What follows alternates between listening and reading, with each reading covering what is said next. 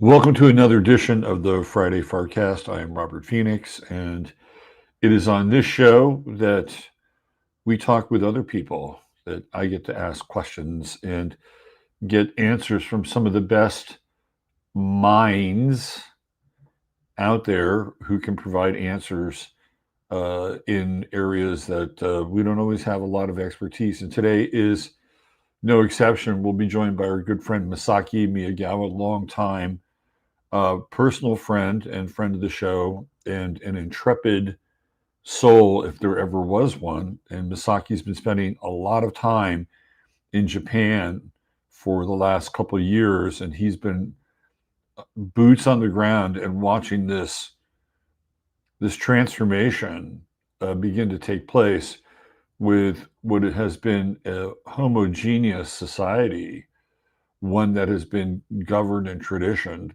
by traditional values for centuries. And now all of a sudden there's a rush to move Japan into the modern age of globalization. So it's a very uneasy fit. And we're going to spend a fair amount of time talking about this. Who's behind it? Why? Is there anything the Japanese people can do? Is it awakening the sleeping giant? By the time the show is over, you'll have everything you need to know about the front lines of globalization by the social engineers. Now, Masaki is also how do we say this? You used to call them gold bugs. He's kind of a crypto shitcoin bug and has been following these markets like freaking Sherlock Holmes.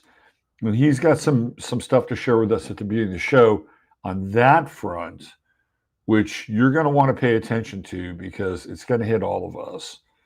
So today is one of those days where you're going to get just a lot of bang for your buck, and it's always good to bring our friend back on. Before we do, I do want to give a shout out to our sponsor at the beginning of the show, which is Silver Botanicals. Let me see. A lot of times, there we go. Look at that. We got it there. So, Silver Botanicals is your friend for anything that you need with your body and your household. And I can't say enough good things about these products. First of all, they're all meticulously crafted. These are nano silver products, highest quality nano silver, right? Like Swiss precision as they split that silver into the nanoparticles that make it even more powerful, more effective. And then they add these great essential oils, almost all of which are organic, and they have to literally go to the ends of the earth to provide these essential oils with the nano silver. So you're getting new world technology and old world essence in the products. And so what they've done is they put together a bundle for us. And some of you have bought the bundle. And if you have any way to, leave me a comment on how you're enjoying the products, that would be awesome because we want to tell more people about this great company. So the bundle is until the 11th of November. You get all of these. It's a broad representation.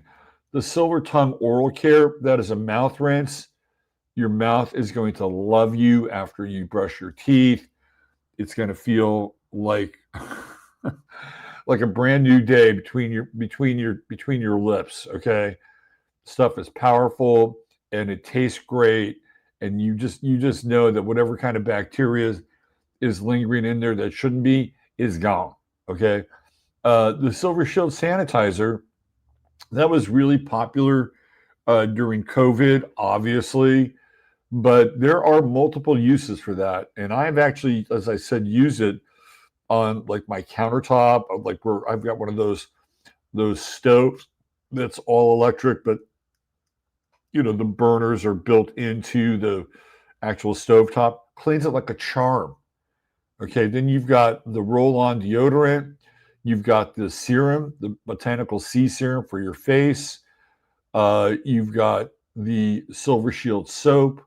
You've got the deodorant. I mean, this is the skin guard, the foot shield. So if you're an athlete and you're active and you want to protect your feet from athletes' feet and all that other stuff, it's all right here. And you get a 20% discount. So you got $75.16 for the entire bundle. And you get to try it all out. And if you like some of it, you get to go back and get some more. So take advantage of this offer. The link is in the description of the show. We'll also put it as a pinned comment. And Silver Botanicals, located in San Marcos, Texas, another Main Street business that we love doing business with. All right, so there you go. Let's tarry no more, and let's bring the man himself on, Mr. Masaki Miyagawa. What's up, Masaki? Let me unmute you. There you go. It's been how long has it been? How long has it been since you've been on the show? Couple of years, but we're back. We're back. Dogecoin. We're like the Green Hornet and Kato. Yeah.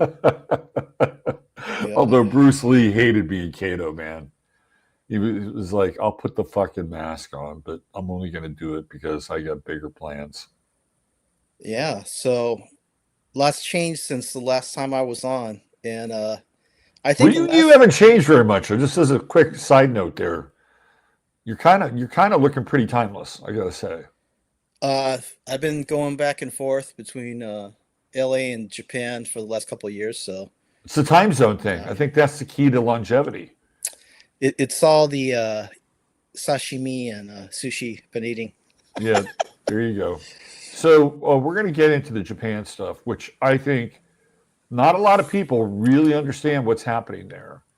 And it is the front lines, it is the cutting edge of social engineering and globalization. And we're going to go and do a deep dive into that because you're right there. You're seeing the whole thing. But before we do that, the other passion you have is following what's going on in the crypto market and all the digital shitcoinery. And the most recent news is that CZ of Binance has been pardoned by Donald Trump. And there's just so much blatant insider trading going on now within the Trump administration and the Trump family. And not a lot of people are really talking about this and addressing this. Why don't we start with the pardoning of CZ, why he was arrested in the first place, what this means, Trump's reaction, which is very strange about the whole thing. Why don't we start there and you can lay this out for people?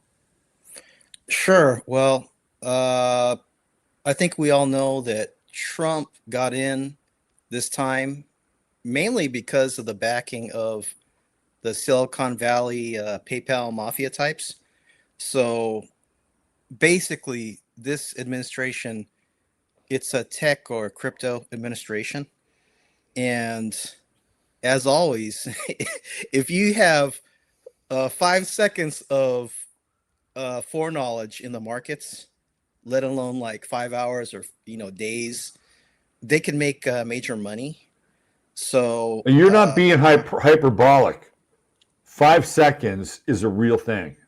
Yeah, because as long as you hit the button before everybody else, right, you're in, right? So most cryptocurrency today is bought on the centralized exchanges, which is totally opposite of what the supposed Satoshi Bitcoin manifesto was about, was this peer-to-peer, we're outside the system. Well, whether it was a conspiracy or organic, now it's, they control the on-ramp and off-ramp points, cashing out to your bank or putting money into crypto. Yeah. So they call KYC, know your customer. Well, anybody that's signed up to like Coinbase or Kraken, you have to have your ID so they know who you are, so they can tax you, right? Well, Binance, it's the largest crypto exchange as far as I know. Uh, the main Binance is now inaccessible to U.S. residents or citizens, so they have Binance.us, but Binance.com, it's a huge exchange, and so basically they are market makers because they have such large positions that they can make the market. You know, they can they can pump coins up, they can make the prices fall, and they can also see your positions. So in the futures market, which is like derivatives or betting, well, if the house can see your positions, they can just run the market up and down and knock you out and liquidate you, right? Because if the price goes too far above or below what you bet, then your position's closed if you can't cover, and they take everything that you have.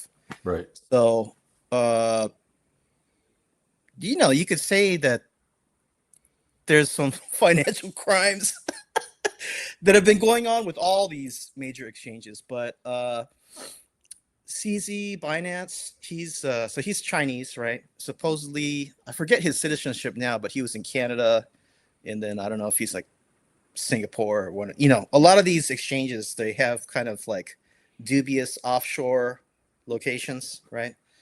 But he was convicted and put in prison for about 4 months a few years ago, and that was because of the big. I believe it was around the whole FTX. Remember Sam Bankman-Fried and Binance? Yeah. Yeah. They were Yeah. going at it, and so Because he CZ basically dropped the bomb on FTX.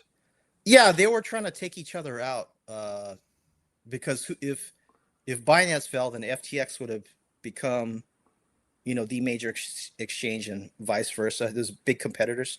Right. Uh, but you know, CZ, he had certain stipulations, like he can no longer be in running Binance and so forth, like restricted. Like he can, you see him talking on Twitter X all the time about Binance coins that they're releasing, but he's not the CEO anymore, right? But now with Trump giving him a pardon, he's already served his time, but he's not guilty anymore, right? He's been So he pardoned. could go back and be the CEO again. Right, but the real interesting part is the Trump, this World Liberty Financial, they have their stable coin. So these are stable coins, are crypto tokens that they're pegged to $1, right? Other cryptos can rise and fall in value, but it's supposed to be pegged to $1. They're often used for trading purposes. Like you could hop out of your crypto position and then jump into stablecoin. Then you know that no matter what happens, it should stay the same. Like one token equals $1, right? Mm-hmm. Well, Binance has something like 2 billion invested in this Trump coin, and then all of a sudden, this Trump stablecoin, and then CZ gets a pat on the head and said, "You're all right. We're just going to take this off your record." So there's a lot of that going on right now. So did that Yeah, happen before or after there was that major market move where Trump did it was the afterwards. was afterwards? 1010, there was like the biggest crypto liquidation in history, like bigger than FTX. That's one of the reasons why we should have moved into the parabolic phase, where Yeah. crypto, 90% of the gains is made in the last 10%. It goes like this, and then it just goes vertical, right? Right. That could have happened. Like you remember the Trump coin and the Melania coin came out in January this year. Yeah. We were about ready to run, and I think you might have even mentioned some of the things I said on your show around that time uh, about the markets and crypto. Well, the Trump coin sucked in so much money, and then basically, I'll put it to you like this, right? Because a lot of people ask in stocks or crypto, well, where does the money come from when you cash out, right? Well, Yeah. there's a pool of liquidity. Yeah. So the people coming in, they're putting their money in, right? So there's this pool of money there in any coin. But then if you're the first one to suck the money out, that's called you're using the new people as a liquidity exit. You're the first one out, then the price starts That's why dropping. it's Yeah. been akin to a Ponzi scheme at times. It's a way to siphon money from the public, right? Yeah. Yeah. Although there were a lot of large players that put their money in also. But this has been happening continuously in various ways uh, since that time. So the big players like the BlackRocks, Trump, and let's say Barron Trump, he's known to be a crypto whale. He's Yeah. rumored to have bought a $500 million yacht. I don't, I don't, I don't know if that's true or not, but there's this anonymous account that's known to be somehow connected to Trump, like Trump insider information, that's been making like 190 million, $200 million a clip, uh, longing and shorting the market based off of these moves or these announcements that Trump makes that nobody could know unless you're inside the administration or connected to the Right. insiders somehow. And recently in the last 2 weeks, Trump flipped on China tariffs like 4 times. And every time he does that, just by saying like, well, we're not going to talk to China, markets drop. Next day, well, I'm not saying we're not going to because we might. Prices go up. Then he says, you know what? China, they're not working with us. Prices drop. So just by saying something, Trump can pump and dump the markets, right? And if you know the day before, and some of these trades have been placed the day before, then you can make a tremendous amount. It's basically free money, right? Right. And So meanwhile, the little people, they're just getting their positions crushed into dust. right. Right. Uh, but I do think that it's coming to a point where the market makers have to decide, okay, are we going to let it go now? Because at a certain point, it will run up. Now, how much? I couldn't really tell you because I think that we should be much higher on Bitcoin. Bitcoin as the market measure, right, of Yeah. how the market's doing. I think we should be much higher, but things will run. So if you were to ask me what I think is going to happen, I think Bitcoin's probably going to peak within the next month. And then once Bitcoin peaks, then the money rotates into the smaller coins. So the small coins are the altcoin season, which is the exciting part, where you see small coins really run to multiples of their Yeah. original value. It will probably peak out the first couple months of next year. Now, it's cryptocurrency, it's Aquarian, it's Uranian. So what actually happens, who knows? But I think Right. that's probable. And then there's a whole gold silver market. So I'm sure that there's some gold and silver bugs on here. It's been hitting all-time highs, and especially overseas, there's a lack of retail supply. It's a bit concerning because I think as far back as like the 1970s, the whole precious metal gold bug movement, as far as I know, the people that I've listened to and talked to over the years, it really started in the 70s for Americans. Although people had gold and silver before, but this more kind of libertarian take on money that's outside the system. You don't have Right. to rely on a central bank. It's concerning because it's telling you that the financial reset is right around the corner. And also the fact that the bullion banks, like these, Goldman Sachs or JP Morgan, that they're publicly saying that gold could hit, 7,000, 8,000. It's like around 4,000 now, I think. So this is unusual for mainstream financial institutions to say this. Why? Because they want the gold price to go up. Because this is all part of the financial reset. And who are the losers going to be? the losers are going to be people that stay in fiat currency, because they're basically going to print to infinity, and Yeah. then the people that didn't have their money in something that's going to inflate or appreciate, like gold, silver, cryptocurrency, commodities, even foodstuffs. A lot of people don't have money to invest, but at least uh, if you bought some food, then it's cheaper today than it would be in a month or a year, right? Right. So Right.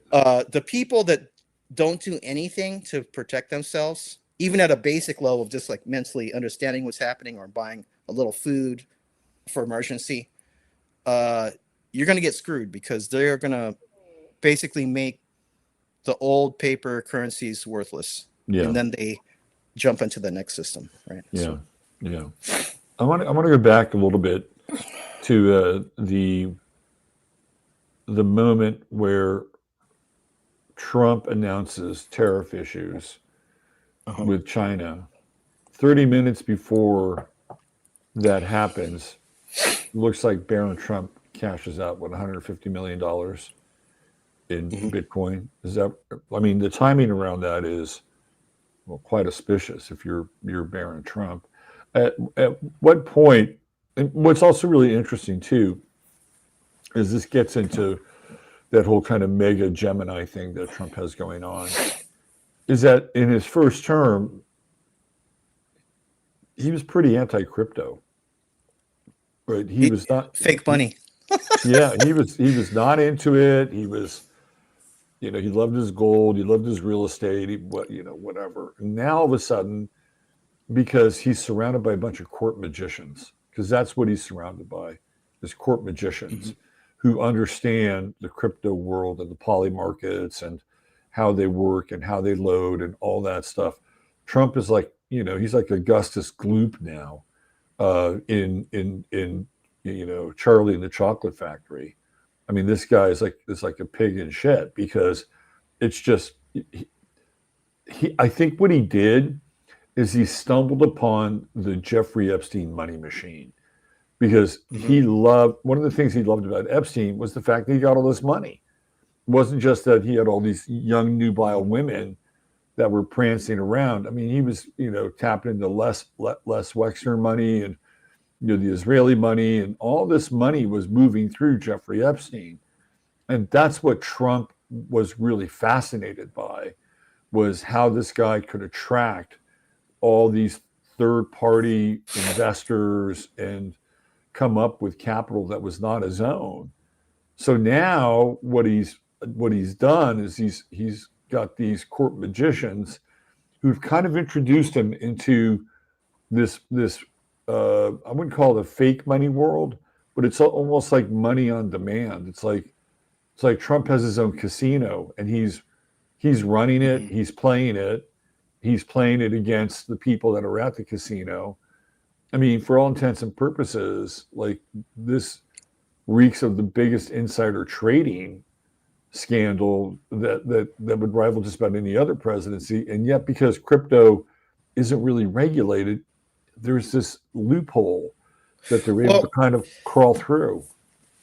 it's becoming more regulated now, but it's regulated in their favor, Right. right? Because everything with the Trump stable coin, the they just passed those crypto bills that said that it made stable coins part of the system.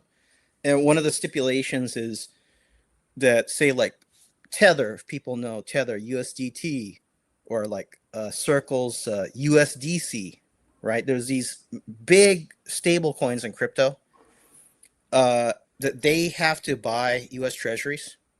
So I think there's kind of two tracks that are happening. One, the Western banking track, which is basically run by America, that they everybody knows the system is dead, but what's the next thing going to be? Well, they're sort of kicking the can down the road and using crypto and stablecoin as a new source of, like, a new buyer for U.S. treasuries, because China certainly is not interested in buying more U.S. debt. They're No. selling U.S. Treasuries and buying gold and silver. Right. Right. So, is this going to work? This this PayPal mafia plan, this tech plan? I don't know, Robert, because the debt's still there. They're just sort of like kicking the can down the road. Now, the hope is that okay, they inflate the system, so you're going to see major inflation, more than we've already seen. The dollar's lost about half of its value since COVID, right? That's So significant. so then you should see a lot of things have doubled in price, right? Yeah. Well, it's going to get even that kind of devaluation is going to accelerate, but they're hoping that in lowering the value of the dollar and quote unquote bringing manufacturing back, that over the long term, and this it's impossible to do even in a few years, maybe even during this Trump administration, but maybe 5-10 years out, that you catch up enough to bring the economy back, the Western economy, right? Yeah. I don't know what you think, but I'm a little dubious if that can happen, because you're assuming a lot of things. And I think we can bring manufacturing back, but can we do it to a point where it's competitive against, say, China or some of these other There's developing absolutely countries? no way it can be competitive against China or India because of the disparity in labor cost and all the things that go along with it. So you would be looking at more of an automated, mechanized workforce in order to offset that kind of investment in infrastructure. So probably for every human, you would have at least 2 to 3 virtual humans, whether it's inside of a program or some other Mm-hmm. version of a human actually physically doing something that will cost less, right? So that would lead, and I've always felt that when the robot boom comes, and it will come, that it will be one of the biggest um, economic bubbles we've ever seen, Mm-hmm. because in essence, we'll be manufacturing an entire workforce, and so you'll have Tesla and you'll have the competitors of Tesla working to put together these new models of the workforce. And just think of the numbers involved in being able to replicate a human or 3-to-1 human scale. It'll be enormous, right? So the companies involved are going to make a shit ton of money. And the people that are investing in the stocks of those companies will do really, really well. But it's also the recipe for planned obsolescence. I think you could call this techno-fascism, which will tie into the Japan topic later. Yeah, But yeah, we talked about, so there's that's really one of the reasons why crypto has been promoted by the mainstream, right? It's no longer this pseudo libertarian money movement. It's BlackRock. It's the big banks. It's the yeah, big money yeah, movers. yeah. And this is, as far as I know, this is their plan to kick the can down the road and get a new source for uh, the U.S. debt, the treasuries, because nobody else wants to buy it, right? So Right. if you force a move into a digital money, crypto tokenized economy, de facto, the stable coins will become the liquidity of the system. And that being the case, the more money flow that goes into crypto and stablecoin, that becomes a new source to, get a buyer for US debt. Now, on the BRICS China side, very interesting. At least publicly, they're saying that they don't believe in crypto and they're buying large amounts of gold and silver. So the Western banks are also, but who's the commodity economy? It's the BRICS, Brazil, Russia, India, China. So, Because those are actual countries where people actually do things. Yeah. and make things like Oh, India. South Africa, they have the gold, right? South Africa has the gold, right? Yeah. Yeah, and so a lot of the BRICS countries are also tied to manual labor. Hmm. That's the other side of it, and so you have more of like a one-to-one sort of valuation in some ways, even though their manual labor costs a lot less than our manual labor. Yet, to your point, they have like crypto.com arena, which is where the Los Angeles Lakers play, Hmm. right? So this whole thing is going just completely mainstream. So people that watch gold and silver, you probably seen that there was a lot of excitement, even a return of lines around the block to buy gold and silver, which you hadn't seen since the blow off mania phase in like 1980. Yeah, It's been that long since gold and silver really made the news. And we're just starting, but people are seeing the price action, but also I think that there's a level of fear that's driving people because if you see gold and silver making these kind of moves, it's telling you there's something wrong in the financial system. yeah, Uh, Now, the Shanghai Gold Exchange, they made an interesting move in the last month where they're going to have four depositories, and I believe like one's in Saudi Arabia, Hong Kong, there's Shanghai. There's four locations. hmm, So, and this is not for little people. These are for major. These are for like sovereign countries and mega wealthy people. That now you have four options where if you have an account and you have uh gold or silver in your account, that you can withdraw from any of these four locations. This is very powerful, especially people don't really trust London and New York anymore because look at what they've done to Russia and other countries. We and just deposit. freeze their assets and take everything. Well, exactly. What's this? We're trusting you. We put mega amounts of gold or silver deposited, and Yeah, then you say no, it's not yours anymore. We're just going to confiscate. So people don't really trust the Western banks anymore. So it's a power move by China, which basically BRICS. It's China, but it's a way for China to hide that it's really them.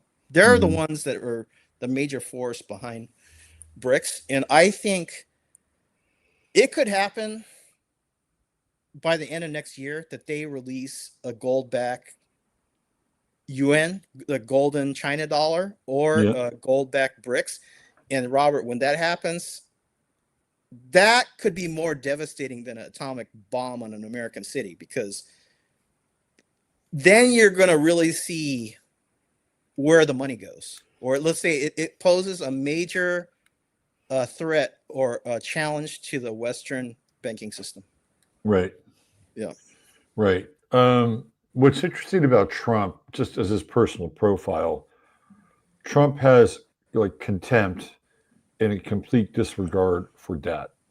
When he was at the height of his sort of Trumpian empire, he was in debt to a lot of people. He was a big borrower, and he would start all these new projects based on what he was borrowing. It was kind of the model at that time, where people were doing a lot of stuff like that. Like they had credit lines and they had properties and they could borrow against a property. And Trump was completely over leveraged. And Jay Widener told me this story one time where there was this woman who was paying bills for Trump.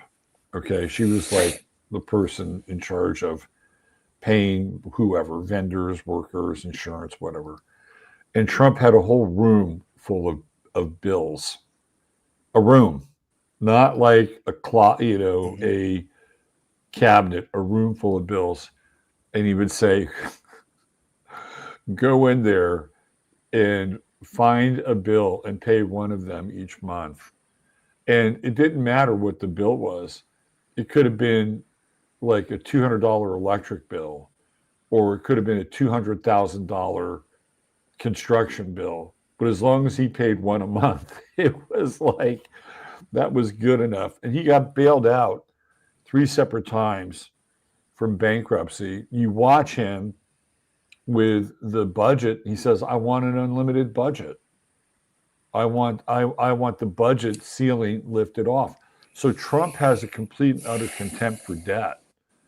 It's like if there's debt that's accrued, it's not his fault, it's not his problem.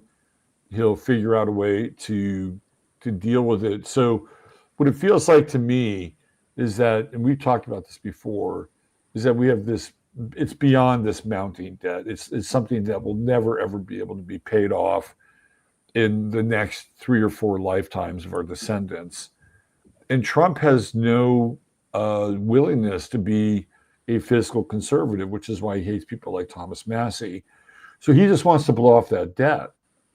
He doesn't want to be accountable for that. He doesn't want to have to answer to that. And what you and I have talked about, and I'd like to know where your thoughts are with this now, is that he just wants to create a parallel system where he's not going to be dependent upon either the Federal Reserve or any of those lenders. And so he's set up with his own version of a reset and doesn't have to deal with the financial ramifications. Do you think that that's where his head is at, and can he actually pull something like that off? I don't know if Trump understands all the ins and outs, but I think he understands clearly because of his switch of position from, Bitcoin and crypto is fake money to now the biggest booster of crypto. Oh, he loves him some crypto, boy. Yeah. He's into it. So, I mean, look at the people around him, right? So he's being informed, hey, this is the way to go. The Trump family has already made $1 billion or more.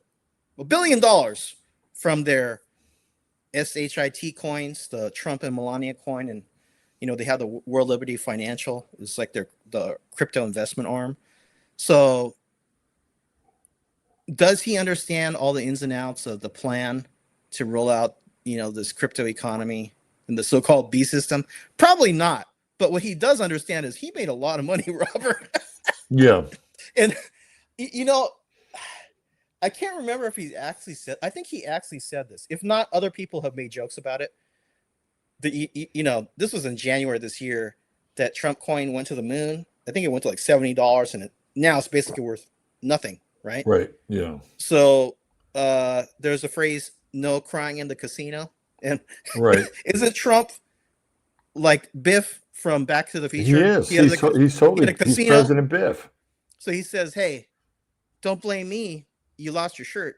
There's no crying in the casino. That's American. That's America now. This is our president. Right. And and there are people that love that though too. Oh, that's our president, right? He's telling people not to be snowflakes, and basically he's saying, tough shit. You lost your shirt. You should have got in with me. Oh, you couldn't get in with me because it was a kind of a private offering, and by the time you did get in with me, it was too late. So too bad. Did you see what he said about CZ Binance, the pardoning? He's in the press conference and they're asking him about it. He goes, I don't know this guy personally, but I have people around me that, said this is, he should be pardoned. So, and he's telling the reporter, he goes, you don't know anything about crypto. You don't know what you're talking about. He just said he doesn't know who this guy is. He knows a guy who knows a guy. Yeah. So, yeah. But what's interesting though? There are questions about it. Obviously, that press conference he was asked about it. I don't see any big push of a corruption probe. I think the reason is that everybody's in on it. Yeah. Everybody that has considerable power and influence and money, they're all in on it. So they probably don't want to investigate it, even if it's Trump, because they have money in it too. Well, I mean, you bring up a really interesting point. Let's talk about the networks, okay? CNN, CBS, NBC, they're all losing money hand over fist, right? So how are they going? I mean, they're not losing money, but they're not totally making money like they used to. They still generate revenue, mostly through sports, but and now they're streaming offshoots, which are a pain in the ass. But there are entities that have to be invested in the crypto world in a way where they are making money and they are able to buttress whatever kinds of losses they may be accruing, in the marketplace. So to your point, there could even be companies that are in the press that are moving in that world because they've got somebody who's running their finances and say, okay, well, let's take some of our market capital, move it into the digital money world. And if we know what's going on with Trump and some of these insider moves, we'll make money. So to your point, even his critics are probably making money off of this. Well, everything's corporate now, right? So even if it's at the Even if it's at the BlackRock level, and BlackRock is representing CNN and NBC as an investor, they'll make money. right. So I mean, even if at the news desk level or the editor level, they would want to put something on Trump, although it's actually the system, right? Yeah. About this extreme level of corruption. This is like that golden age kind of like roaring 20s corruption, but at a digital level. Yeah. But even if they were to bring it up, I think it would be squashed because the big money people or the corporations that own the news organization, they probably don't want that investigated. My No, guess. no, because Yeah. again, like when you get into like the Black Rocks and the Blackstones and the Vanguards, I mean, they own almost all the companies in the world, right? And so they're in charge of their financial portfolios, which means that they're going to be following the major financial trends. So if this is one of the major financial trends, they're not going to. The administration is not going to receive a lot of scrutiny in the mainstream press at all, no matter how much they hate him, right? Because it's who they're owned by. Anyway, and then you've got now CBS and owned by Larry Ellison's kid. You think CBS is going to do any kind of hardcore reporting on Donald Trump? No. And yeah, these are all legacy organizations too, because nobody's watching those. I mean, Tucker Tucker streaming on X. That's the new news. So it's all these podcasts, which seem to have very slick production, and these guys that came out of nowhere. Right. That's the new news. Is the Joe Rogan effect, right? So yeah. Yeah. I was watching Rick and Morty last night, and Joe Rogan made it onto Rick and Morty. Not literally, but Joe. There was a character named Joe Hogan who played a talk show host on Rick. So Joe Rogan now is officially in the underground pantheon. Do you want to start to talk about Japan and transition Sure, into sure. your Japan experience? Okay, so why don't you lay people out how long you've been traveling back and forth to Japan for the last couple of years now, and spending a lot of time just getting to know the people, the country, and seeing sort of what's happening there on a political level. And I remember you telling me about it because we text quite a bit, and at first it started off as a bit of a trickle, and now it's starting to turn into a bit of a torrent. So why don't I just hand the ball off to you and take us into what's happening into this culture which has been famously homogeneous for centuries, and now that homogeneity is being threatened, and not by the best forces that are influencing them.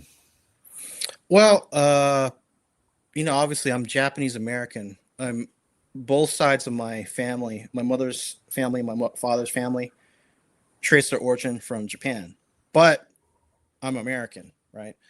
Uh, but I've traveled to Japan in the past, and then the last couple of years, I started going back and forth a lot more, and even living there for periods of time, and then coming back to LA and then going back.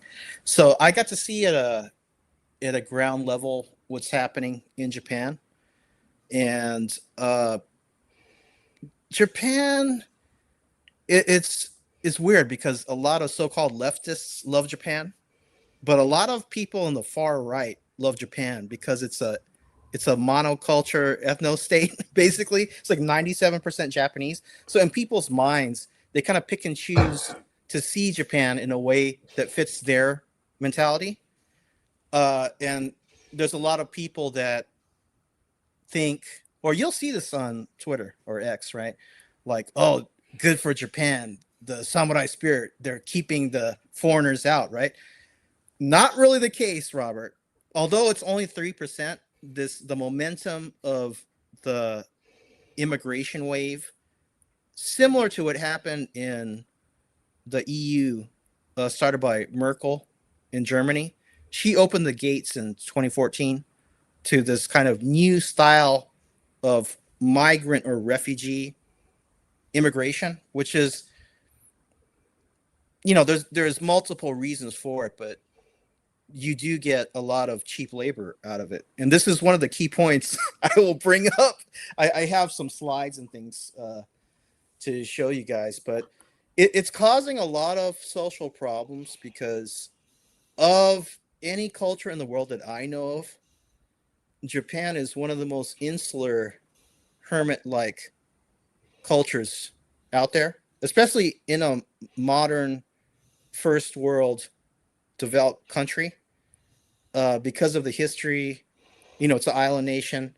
They were closed to the outside world for almost 300 years because they knew that they got the word, the show Shogun.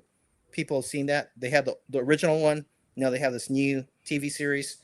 That's all about that period around like 1600 when the Jesuits and the Spanish Portuguese, they were coming in because that was the age of empire and colonization, right?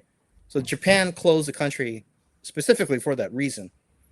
And then they were forced open right after the Civil War by America. The black ships, these naval warships, and Commodore Perry said Japan has to open for free trade, right? And that's where the modern era of Japan starts. So they were able to do a lot of things as, back then it was probably almost 100% Japanese, but they created their own colonial empire, the, Imperial Japan, which colonized other countries in Asia and used slave labor as a major part of their system. And I think that's a key point to remember that's not really brought up So when you in this say slave conversation. labor, are you talking like Koreans, Chinese, other groups? The Uh, countries they colonized, China, Korea, Southeast Asian countries, but mhm. they used U.S. soldiers, the POWs, as slave labor during the war also.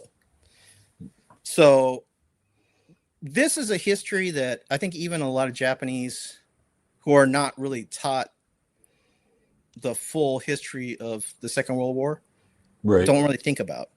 Yeah. Because if you're only looking at what's happening now, but you don't trace the lineage and the history of what's been happening, you're really not going to get the full story. Or let's say it puts a new perspective on it when you connect the past and the present. So, So they have their own like mini version of colonization in their own way. yeah, probably the people that are the culture that's least able to administrate a colonial empire because you kind of have to understand your subjects or the other side to Yeah. administrate. Yeah. I think China is actually much better suited to do that. But Japan, at one time, they did have an empire in Asia. So I have some slides. Should I pop them up? Yeah. Yeah. All right. Well, the Japanese kicked the Russians' ass, in the Russo Japanese war. The Russians handled that terribly. And that gave Japan a lot of momentum going into the next couple of decades, which leads into World War II. Um, yeah, so let's bring those slides up and let's go Let's there. see. I got the How do I? internet Oh, here. you brought it up. Yeah. All right. So here, so Japan, we're entering a chaos phase. And Japanese history has this characteristic of having long periods, like you're talking hundreds of years of basically no change at all. And then you have these abrupt short periods where the whole order is turned upside down. One of those periods was that Shogun era where they had a civil war. You got down to two sides, and the country finally had the military dictatorship, the Shogun, based in Tokyo, and they reformatted everything, the arts, a lot of cultural things, but the political system, economy, it was all reformatted. Basically within a generation or two. That's amazing. And then another time, so then they were closed for almost 300 years. They were forced open by the Westerners. And then you had the Meiji era, where they sort of like, one of their key things was the emperor, who has always been important, but he was put as sort of like a emperor worship society, right? That was really pushed. And the Western modernization. But you went from a pretty basic agricultural system, and they were still using the musket black powder guns from the 1600s until that time. They didn't Wow. have like the magazine, the cartridges, Yeah, right? yeah. None of the belt-fed loop. And so they Yeah. went in one generation. Now, they were aware during that whole time. They had contacts, especially with the Dutch, feeding them information and so forth. They were aware of what was going on outside. Yeah. It's just that it wasn't diplomatically open and so forth. So with the financing of London and New York and Western countries and the help of Western countries, they developed industrial revolution. They caught up within one generation. Cotton mills, foundries, the smelting metals and so forth, and the Western military know-how. In one generation, you're talking like maybe like 20 something years. They Their went, yeah, their ability to accelerate is yeah, phenomenal. they went from basically American Revolution, right, with the musket, with the black powder, Yeah. to modern warfare in one generation, and they took out Russia. Yeah. And that, I think that was one of the reasons why some of the Western powers were so open to Japan, was to use them as a pawn against Russia and China. So here's Japan. You could see it's right next to China. It's right across from. You can actually see Korea from southern Japan across the strait. It's that close. Mm-hmm. Okay, so the modern Japan, obviously, they lost the Second World War. The Constitution of Japan was written in English and translated into Japanese. Wow. And one of the key points was the so-called Article 9, where they are not allowed to have an offensive military force. Their only self-defense force is allowed. It was administered by the GHQ, which is a general headquarters. Japan was occupied post-war, and they totally remapped the country, and they oversaw the rebuilding of Japan. So that included banning a number of books. So people like Michael Yan are very interested in what books did they take out of circulation. They built the modern telecommunications and the radio and television. So just like, America, where the news organizations, AP, Associated Press, television shows, the pop culture, that was all run MK Ultra style. From the back, it was being administered by America.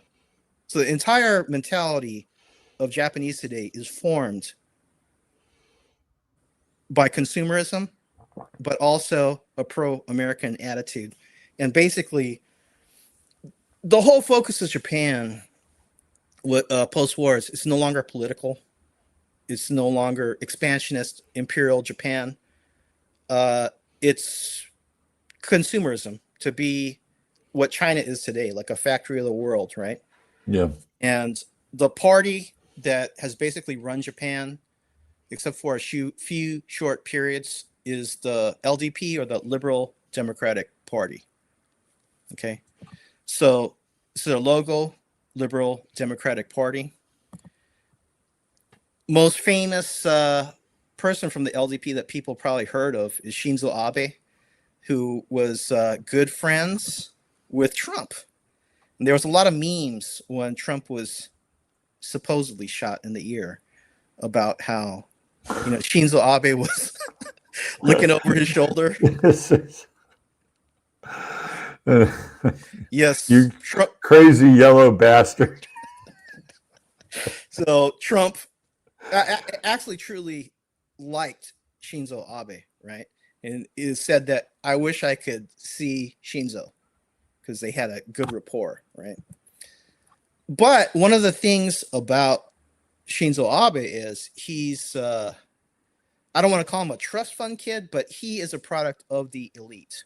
And Sure. his grandfather, Kishi, was known as the Showa no Yokai, the monster of the Showa era. And the Showa, the Japanese time periods are marked by the emperor's reign.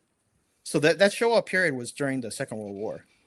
And his grandfather was basically the gangster warlord over Manchuria, or Japan call it Manchukuo.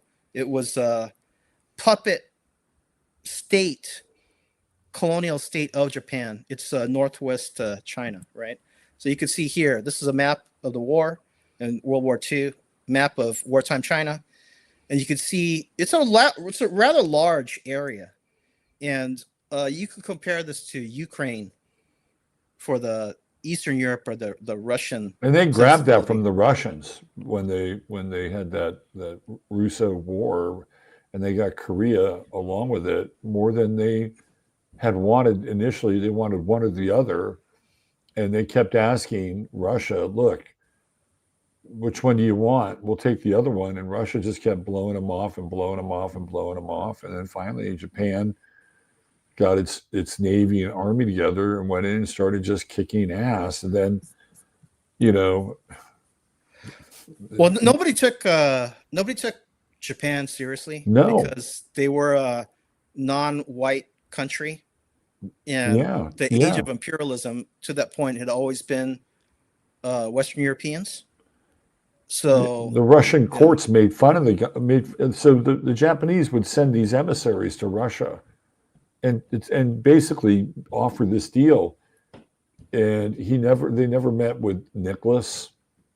Just met with like his underlings, and they abused these guys. They made fun of them. They thought that they were beneath them, and the Japanese took notes. Right? They're like, "We'll show you."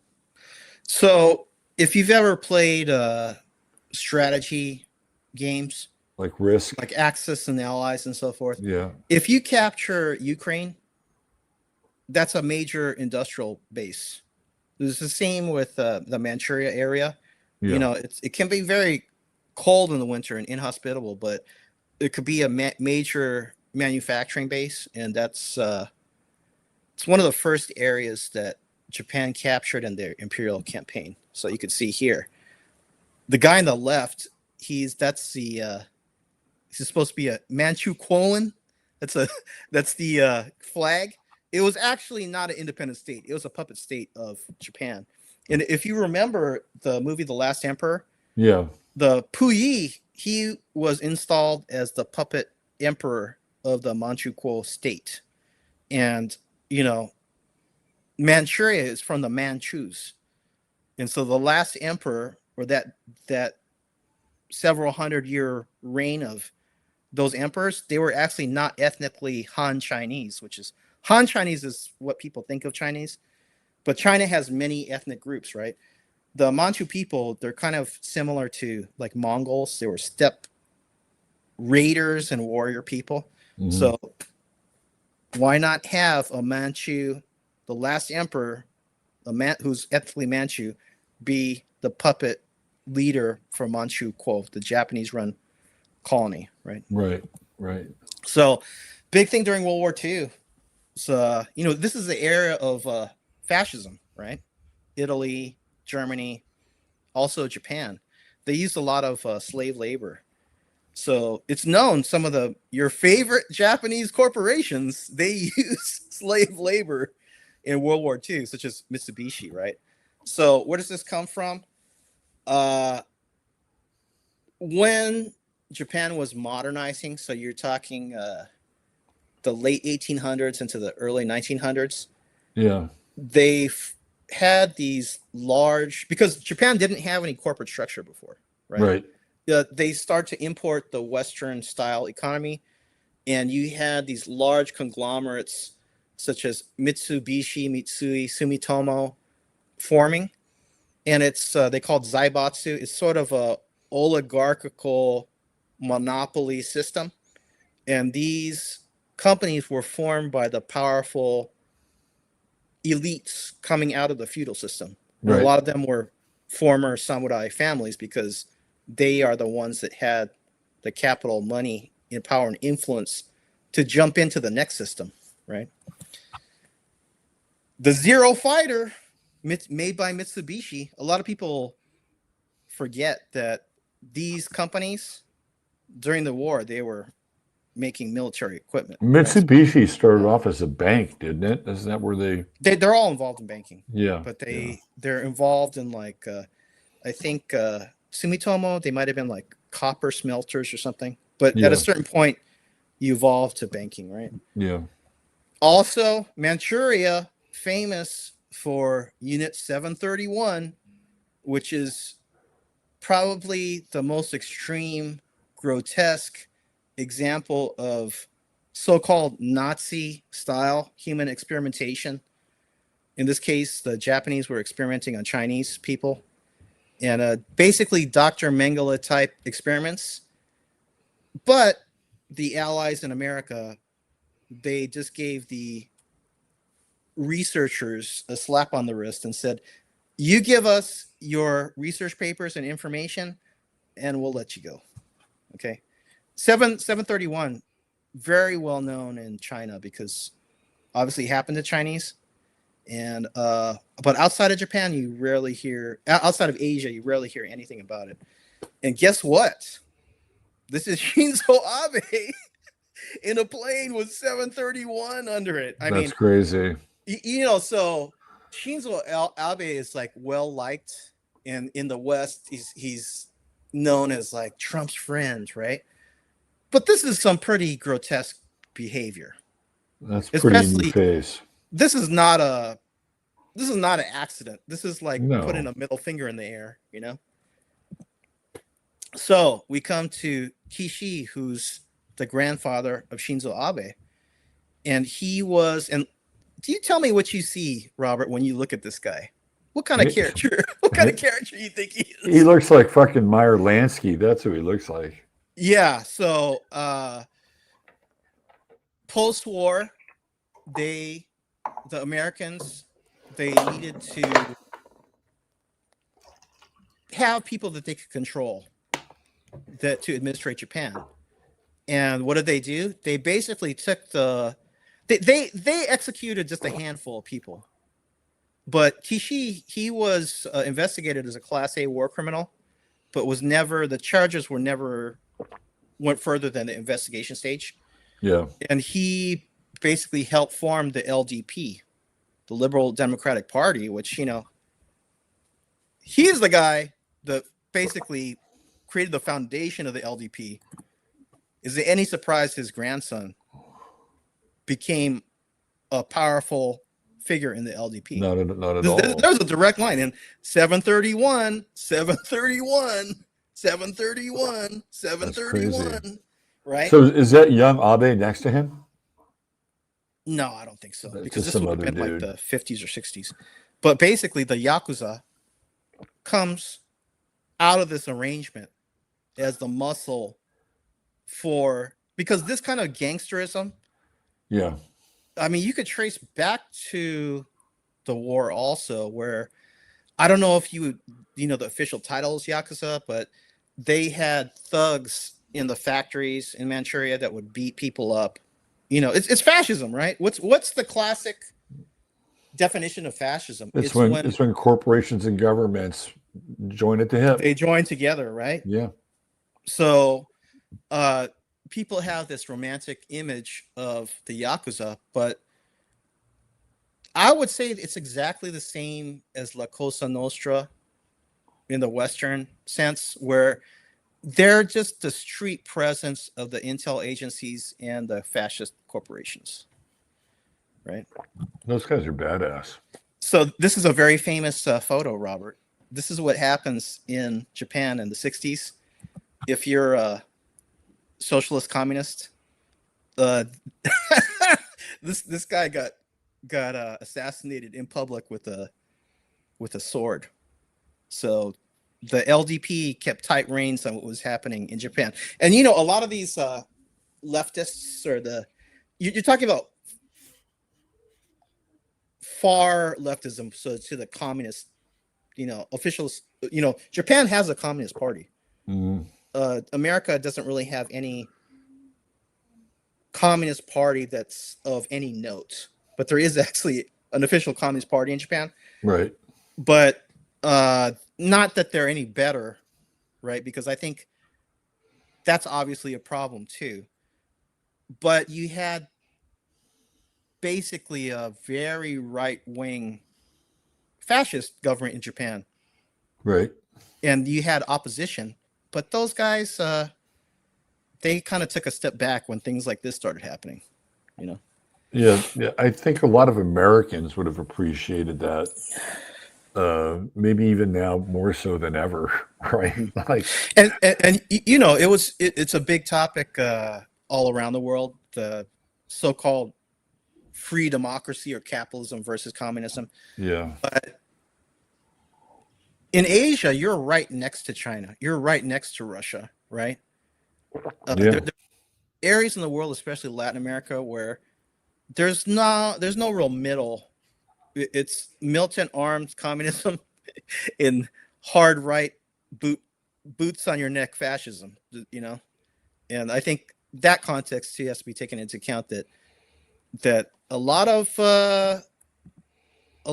this kind of action was in the whole Cold War mentality of it didn't matter what your morals were as long as you were anti-communist, right? So then, we come to the point where in the 1980s where Japan has reached a peak, even challenging the position of America as a number one developed country economy in the world, right? Trump used to bitch about Japan all the time. People today, the young people today, they don't remember this, but it was very heated. I mean, there was even a guy, Vincent Chin, one of the car factory towns. He got beaten to death because there was this, he was Chinese, but they thought he was Japanese for some reason. Because that time, the whole narrative around the car industry is, these damn Japs are they're making these cars too good. We're not selling enough cars, right? So I know. The thing about the Japanese car too is that there were Americans that would never buy a Japanese car because of World War II. Like there were enough Americans who were alive that fought in World War II that vowed there was such antipathy towards Japanese cars and Japanese car makers just based on this visceral relationship with World War II. But the weird thing that happens is that as Japan's cars start to get better and are more efficient and economical, at the same time, Detroit is starting to get hit with all of these, like, basically sanctions for air quality, performance.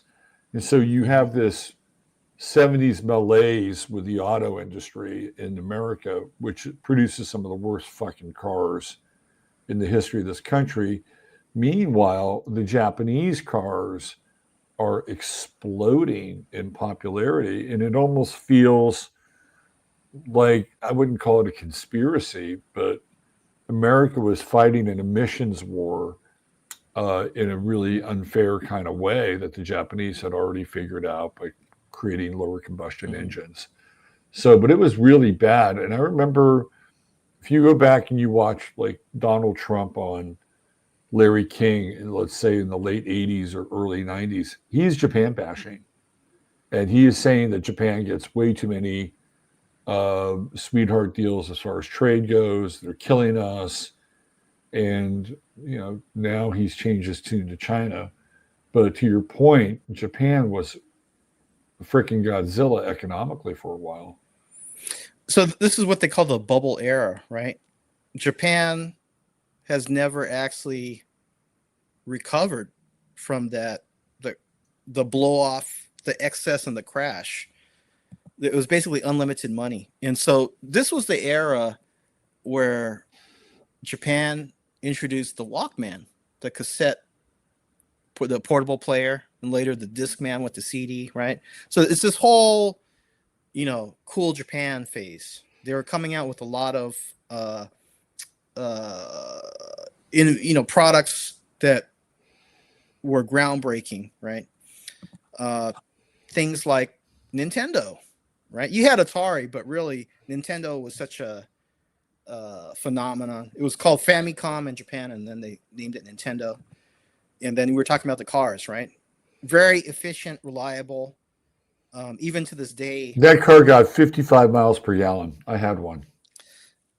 CRX, right? Yeah. So even today, the favorite car of Islamic jihadis is the Toyota pickup truck because it doesn't break down, right? As Well, long they as they change love the oil, those. you're good. They love those. Yeah, they've got Yeah.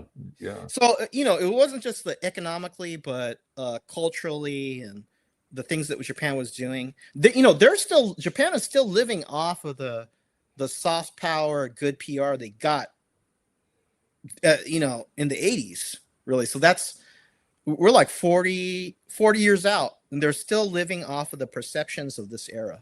And the audio equipment that the Japanese were producing was fantastic. Like the Yamaha stuff and their stereo systems, the Onkyos, the Matsuis. I mean, Sony. I mean, if you were an audiophile, Japan offered some pioneer, really, really great choices. Some were more affordable than others. In some cases, even rivaling some of the German offerings on the. So they were killing it in audio. They were killing it in personal audio and gaming, cars. Excuse me. Let's not forget motorcycles. Japan rules the day with motorcycles. I mean, they were incredible. They were a titan during the 70s and the 80s. Anything that you could make like a physically touch, mechanically, right? Japan excels at. They're very good at making things of high quality. Not so good at virtual. So Japan's about like 20 years. I'm not even kidding. They're like 20 years behind with their software engineers, programmers, and apps and those kind of things. Yeah. They were actually ahead of the Apple and the iPhone. Yeah. But then right when the first iPhone came out, let me rephrase that. They were ahead of the standard cell phone at that time. But then when the iPhone came out, the phone is just an interface for the software, basically, right? Right. And from that point, the things kind of diverged where Japan stalled out, and the new wave of it's no longer just the hardware. The software is like the Koreans right? leapfrogged the Japanese when it came to that stuff. So there's a joke that Japan's been living in the year 2000 for like 40 years. Yeah. Because they were 20 years ahead and now they're 20 years behind, right? So, Yeah. But one of the things that Japan was very good at was microchips. A lot of people don't remember this, but because now it's all about the TSMC, like the Taiwanese and so forth. Yeah. But now we're coming to the point where Japan is reminded that you are a client state of America. You do not try to challenge our position, right? So Japan had a very excellent semiconductor chip industry, but then they started getting tariffs, and that actually that helped the Asian tigers, they were calling it at the time, like Taiwan and Korea, come up because America did not want that level of competition from Japan. because economically they were dominating. They were starting to become like a cultural force, and now, semiconductors. Now you're talking about serious business because this is used not just in consumer goods, but it can be used in weapons and so forth, right? Right. Uh, America squashed that, and Japan never really fully recovered because you don't hear about Japan as they do make some specialized chips, but at scale, let's say Taiwan is much more famous, right? And he had movies. You remember this one, Robert? Michael Black Rain. Douglas. Yeah. And this came out basically at the peak of the bubble in '89, Right. and it was about these shadowy yakuza, and Michael Douglas is going to go in and investigate. This was sort of like in the mentality because at that time there was a lot of anti-Japanese sentiment because Japan was basically what China is today. The difference being Japan lost the war. Their constitution is literally written in English and translated into Japanese by Americans, right? Yeah. China has no such agreement. this is a difference, right? So now we come to where Japan basically signed their future away. It was the 1980s, mid 80s, and America had a number of countries, but the key one is Japan, sign an agreement to allow the US dollar to depreciate against their currencies. And why is this important? Because if the dollar becomes cheaper, then American exports will increase, right? Mm-hmm. So Japan signed it because basically you're a captured country, as is most of Europe, the NATO and the EU's. America has a large influence, and the value of the yen like doubled within a year or two. So the yen became more powerful. It started a real estate bubble, and then it imploded. The Bank of Japan started printing to infinity. Mm-hmm. But the thing is, the Japanese people, their spending habits were still conservative. If you print money, make credit easier, that's supposed to make people spend more, but it never happened. So then they just ended up with a lot of debt, and the economy never came back. Right. And Japan went into 3+ decades of stagnation. Right? You could see that this is what the major 6 cities in Japan. You see that Yeah. spike, Yeah. and then it basically never came back. Wow. So this has actually happened to China in the last couple of years. They've gone through a similar thing where they had a real estate bubble, right? Mm-hmm. And then for the last 30+ years, it's the hangover. And Japanese confidence has never really recovered. Because you have to think, they lost the war. They said, okay, we lost the war. We had an empire. We lost it, right? Yeah. But we were given another chance. They rebuilt. They basically reached the peak of industry and innovation. And then they found out, guess what? You're in a rigged game because you're still a colony of the US, basically. Yeah. Yeah. Right. So now we come to the present era. So this is the former prime minister. He just stepped down. Ishiba, LDP, of course, because they're the ruling party. He cosplayed as Majin Buu before. This guy, he's a very typical Japanese politician. It's like no personality, nothing to like about him. Shinzo Abe, although he has this dubious lineage, he was very charismatic. And a lot of these prime ministers over the years, it's like a revolving door. You get a new prime minister, but it's actually, they're just the face of the party at that time. Right. Right. He's very disliked because would not take any strong positions at all. Okay.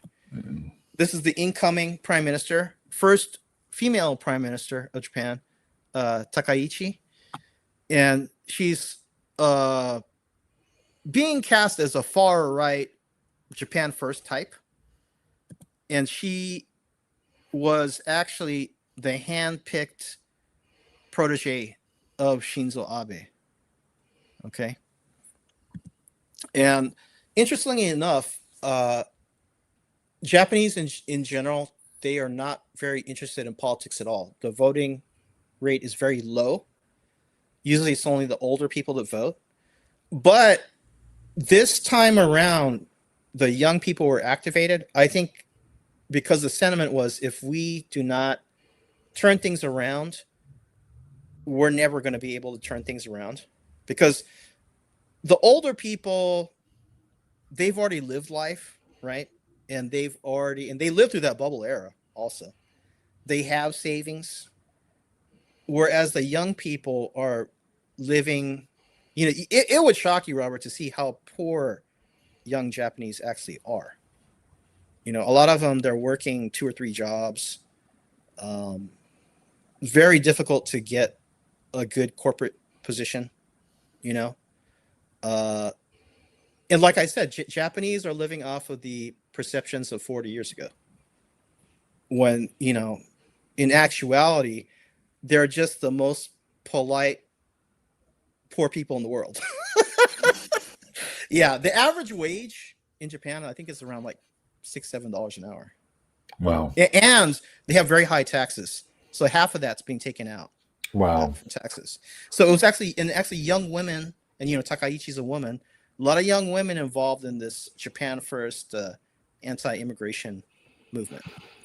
You could see, what are the reasons why Japan has such a why foreign workers and immigration is such a topic? Well, Japan is, I think, the first country that's hit this kind of aging population curve.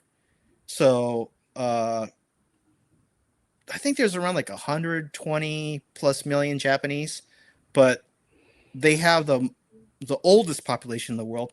And Robert, look at how the curve really starts dropping around 2020, 2021. Mm-hmm. I wonder what happened to speed up the die-off. Maybe something that was being injected, just saying. They had a high vaccination rate in Japan. That is a pretty remarkable drop off. Yeah, take a look at that. Curve just starts going straight down, right? Yeah. So where are the places where you would see foreign workers? At the convenience store, they call the Konbini, Family Mart, Lawson's, 7-Eleven. You'll often see Vietnamese, Sri Lankans, foreigners, which you never really used to see before, right? Another one, factories. I go to Nagoya. That's my home base in Japan. Nagoya is famous for Toyota factory. And Toyota was one of the first places or first companies to import foreign workers. They brought in Japanese Brazilians. There's like 1 million Japanese Brazilians in Brazil. So they wanted cheap labor at that time. This is probably 80s, 90s.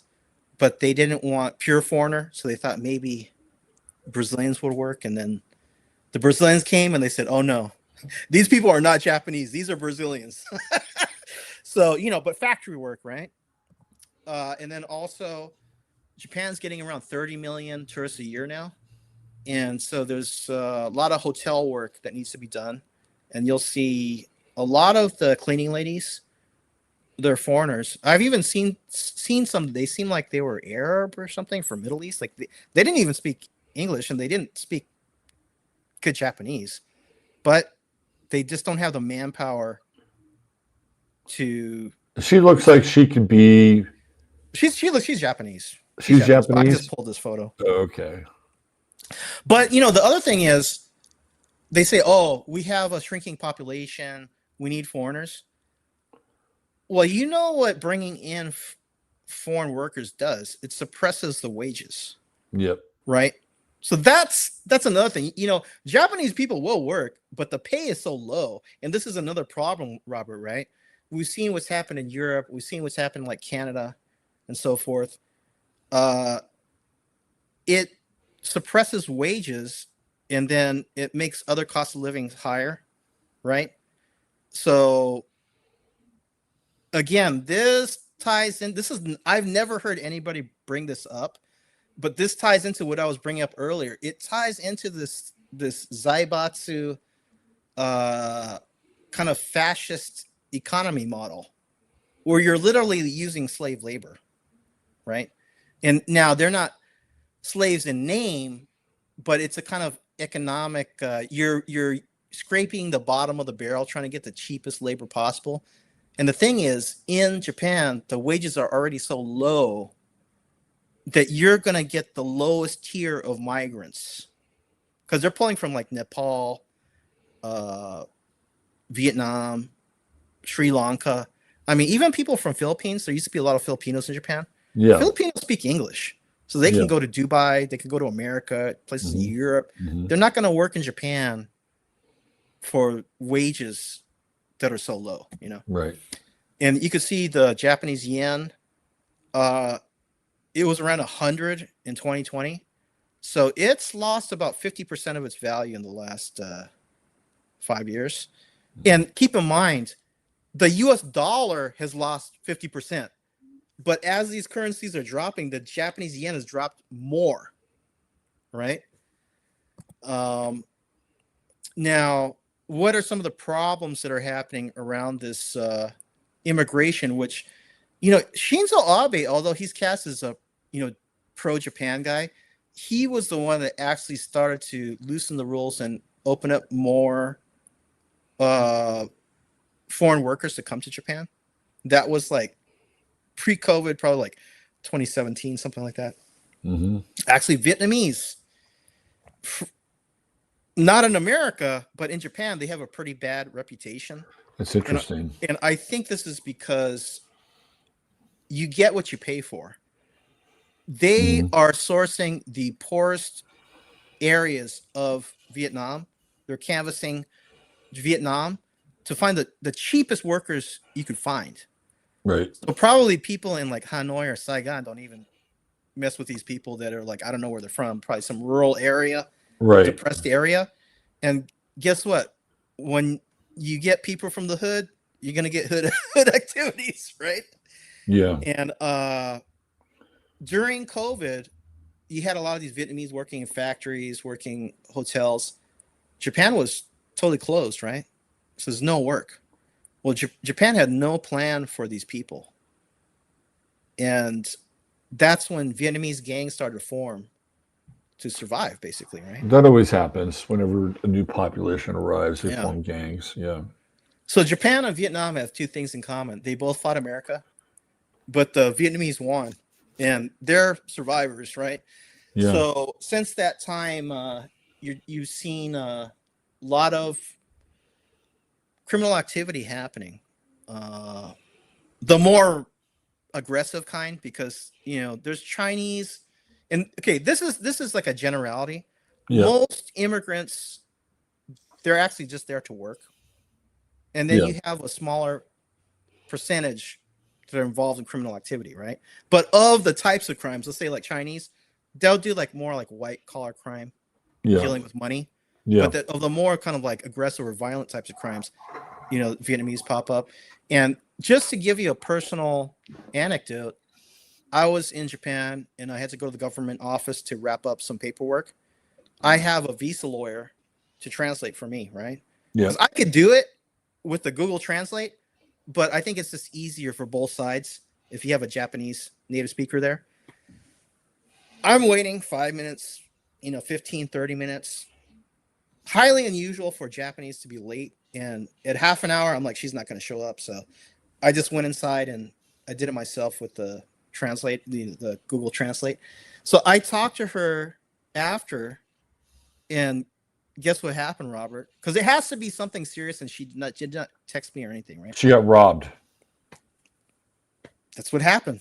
Yeah. She was in the house. A Vietnamese guy broke in while she was in the house, and they caught him, right? He had been hitting houses down the street. So how prevalent is this kind of criminal activity? I would say compared to America or Europe, it's very, very low. But for me to personally hear a story, Right. the crime is going up. And this makes Japanese people very uneasy. Yeah. Because when you have a homogenous society, and there's just a known rules, right? The thing is that Japanese have criminals like anybody else, but when you're in a, a ethnic monoculture and it's known, oh, this guy's a criminal, your life is screwed. Nobody's gonna mess with you. Nobody's gonna deal with you. You're like excommunicated, right? So that enforces like the stability, right? But when you bring people from outside, that number one, you're always going to be an outsider in Japan. So even me, Japanese on both sides, and my family line goes back very far in Japan, right? I will never be Japanese like them. To be truly Japanese, you have to be born there and look a certain way, you know? Right. So how are these in the multicultural discussion, how are these people going to integrate? I could tell you, Robert, even if they want to, they will never be accepted, right? So again, this causes a kind of a friction that in a Western society, in Europe or America, where there are problems also, it's another level because just at a root level, Japanese culture is not, there's nothing in Japanese culture that's talking about immigration. And the immigrants that have come have assimilated over hundreds of years. Right. You know, Japanese are a mix of peoples, but that mix of peoples formed together over hundreds and thousands of years, you know? Yeah. So, you know, these are just some of the things that are happening. A guy that was in training, like a factory worker, he killed his translator or his teacher, right? So Vietnamese guy. You know, you have people stealing cars. Actually, Nagoya and the Aichi prefecture area, the state of, they have prefectures, right? These states. Yeah. Aichi, where the Toyota's based, very famous for car thefts, you know. The whole foreign truck driver, and in this case, it was an illegal taxi. You know, Japanese, very conservative, safe drivers, you know, maybe drive a little too slow.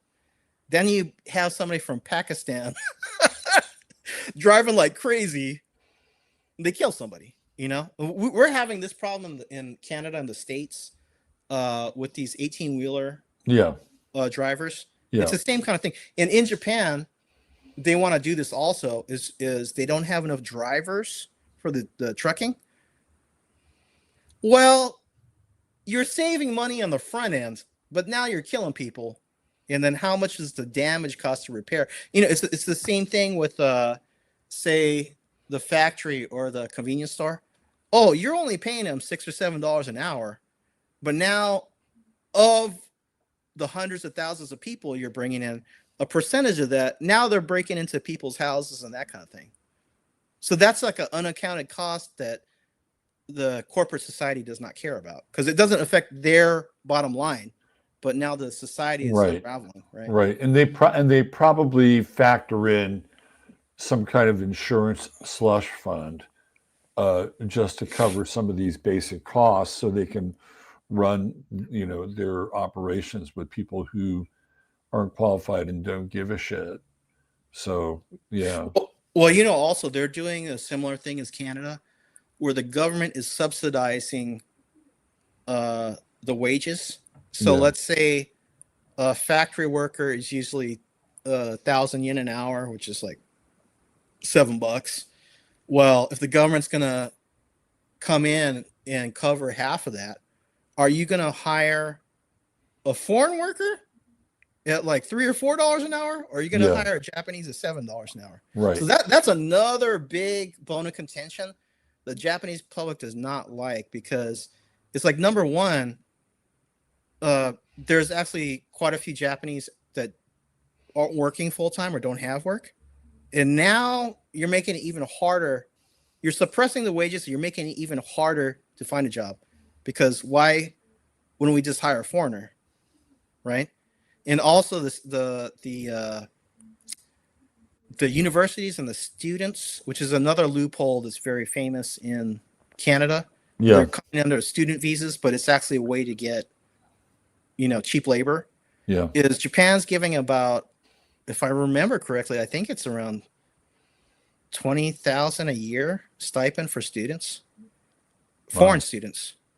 The native Japanese students don't get that, but the foreigners do. So, there's a number of things that have happened in Western countries that Japan, like basically the flow chart or the bullet points of what happened in Europe and Canada and other It's places. being replicated here now. Exact same thing, right? Yeah. And we had this guy that killed some people because he was driving crazy. Right. And then, like I said, if you have some Chinese that are bending the rules, usually it's things like this where the fake documents and so forth. Well, the problem is, do these people really know how to drive? So, you had some people here that use fake documents to get a driver's license in Japan. Right. Now, let's see if, this didn't. So I have some videos. I think I'm going to have to pull it up because I uploaded this to the StreamYard. Yeah. I think I'm going to have to pull up the file I have because you can do the same thing, but it's under a video file. You can do that. Oh no, it's embedded in this slideshow. Oh, okay. It flattened it for whatever reason. Right. Here, so let's see if I can do this. You can ISO it out and put it. Share screen. Yeah. All right, can you see this, Robert? Let's see. Let's see if this works. Yeah. Oh, whoops! I gotta. Oh, this is the wrong file. I gotta open it up. Here it is. All right. Let me get this. Share screen. And it's this one. All right. Let me see here. Find the video. Okay, so you can see this, right? Some Islamic guys here. Yeah. Yeah. Could you hear that? Hold on. Let's see. Let me go here. Let me add this to the stage. It's asking me that. Hold on. So I can only do one of these at a time. Let me remove this. Let me add this. All right, here we go. You ready? Yeah. Should work. All right. So this is in Osaka. Good. Okay. Yeah, I'm not getting any audio off of this. Is that okay? Well, you can see what's going on. So people that think, this is what Japan being 97% Japanese, right? Yeah. A lot of Islamic immigration, a lot of Indonesians, but you also have like Pakistanis and so forth. Japan also just signed a deal for like 100,000 people from Bangladesh. Like I said, Robert, I will never be Japanese. 100,000 people from Bangladesh. Wow. And that's a significant number. How are they, even if they don't integrate into Japanese society, I think just getting them to work in a factory and to communicate with them and this, I don't know. I just see that it's going to be very difficult. This is like an extreme culture shock, right? This is like introducing the cane toad to Australia. It's kind of shocking, and I actually know some Muslims in Japan. Yeah, and they love anime and all this kind of thing, and they respect the culture, right? Yeah. But I think the problem is when you have these organized groups or a mosque, and it's political. They're being funded, right? Now you're no longer dealing with one person's sentiments or opinions. Yeah. But it's a group mentality that's politicized. You're dealing with groupthink at that point. And when they do this out in the street, it's a sign of force. It is. It's a show of force. So this is another one here. You could see that quite a few people there in line ready to do their prayers. And God, look at that. This is what the face of Japan today. If you go to some clubs, I went to a club in Nagoya. Yeah. And there were no problems, but I was a little shocked. I was thinking that I'm looking around me. I'm like, I have never been around so many Indonesians in my life, and it was happening in Japan, not Indonesia, right? And a lot of these outside cultures are just much more aggressive than the Japanese in general. Yes. And that's problematic in and of itself. I mean, it would be different if they had submissive cultures that they were bringing in, but these are not submissive cultures. Yeah. So this is a problem for Japan because number one, we know it's weaponized immigration, right? Sure. But one of the factors that's not being talked about, it's this corporate factor, which is it's like in the blood of the Japanese system because they're coming out of this fascist imperialist history, right? That use slave labor. Yeah. Uh, so I don't think the corporations care. But when you have a culture that they're very insular, and it's interesting because culturally they're very open to bring things from the West or outside into Japan, and then they kind of reformulate it, Right. you know. But at a street level, it's very insular. So they're open to ideas and these sort of things, but they like to take it in and then do it in their way. Yeah. When you have movements like, the Islam, is it every one of them? No, but as a group, as a generality, Right. the entire Japanese culture is haram because it's paganism.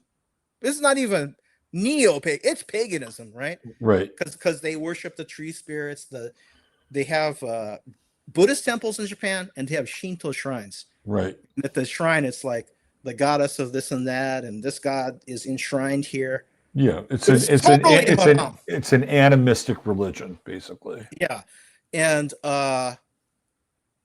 if you import a certain percentage of people that think that your culture is total heresy, well, then this becomes a problem. The whole country has to be burned down, basically.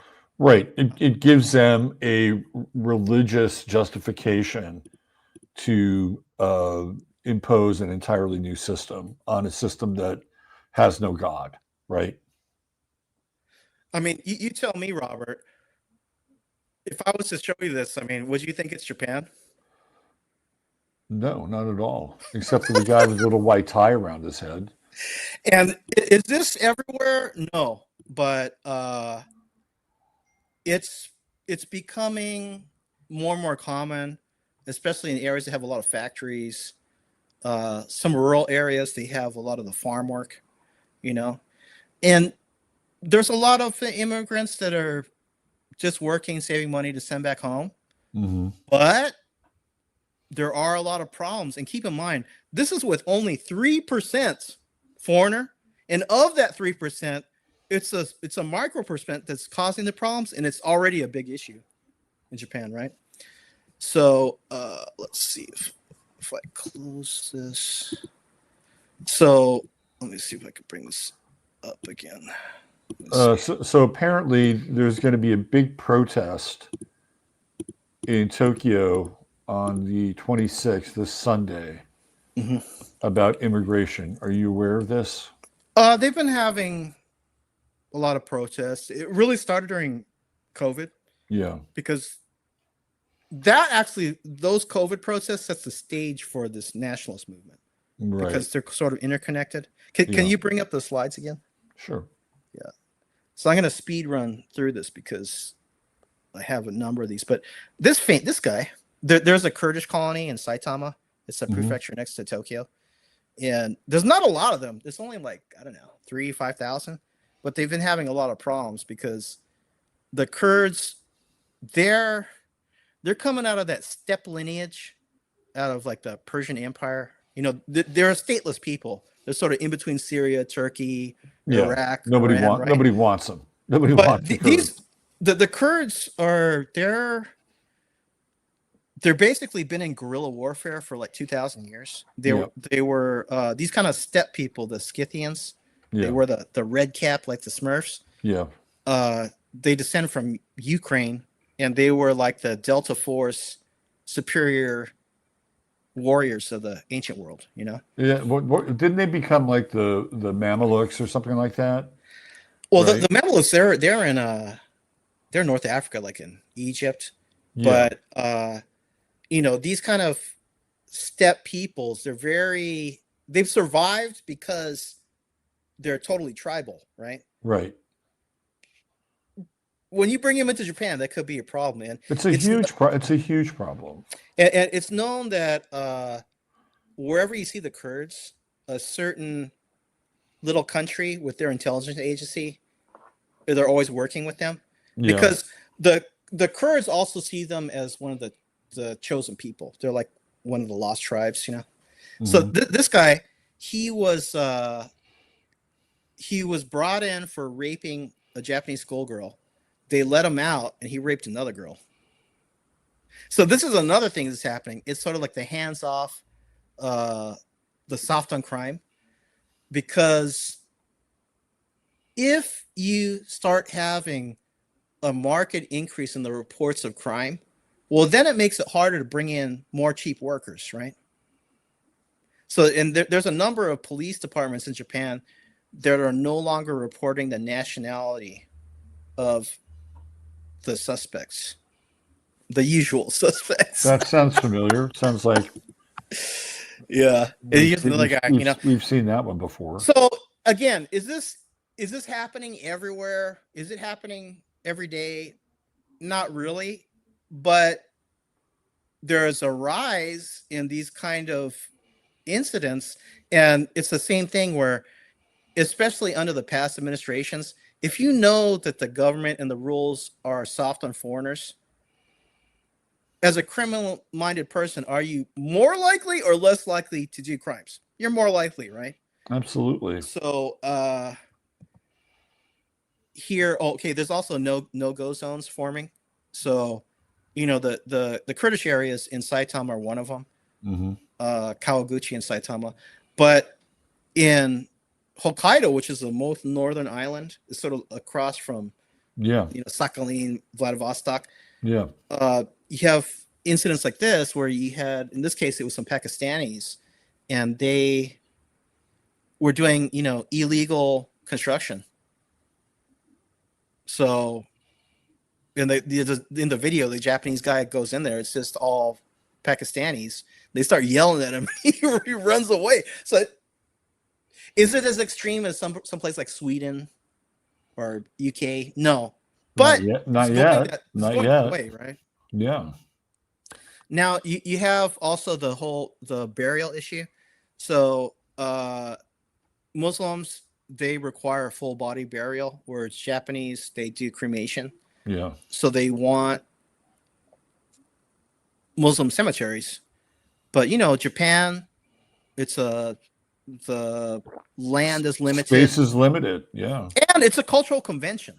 Yeah. And interestingly enough, I heard that Singapore, they do not allow Muslim burials. So the Muslims, this is what I heard. The Muslims do their burials in Malaysia, which is right across the border, right? So in Singapore, they enforce certain rules, but in Japan, I think they're trying to set precedence cases where it's like once they have this one precedent, they try to roll it out more and more. And then also, we were talking about the kind of lawlessness. There was an area where some land was bought, and they were burying bodies illegally. So at that point, it's like, why couldn't I just kill somebody and bury him there? I mean, it's like no rules, right? You don't know what's going on, right?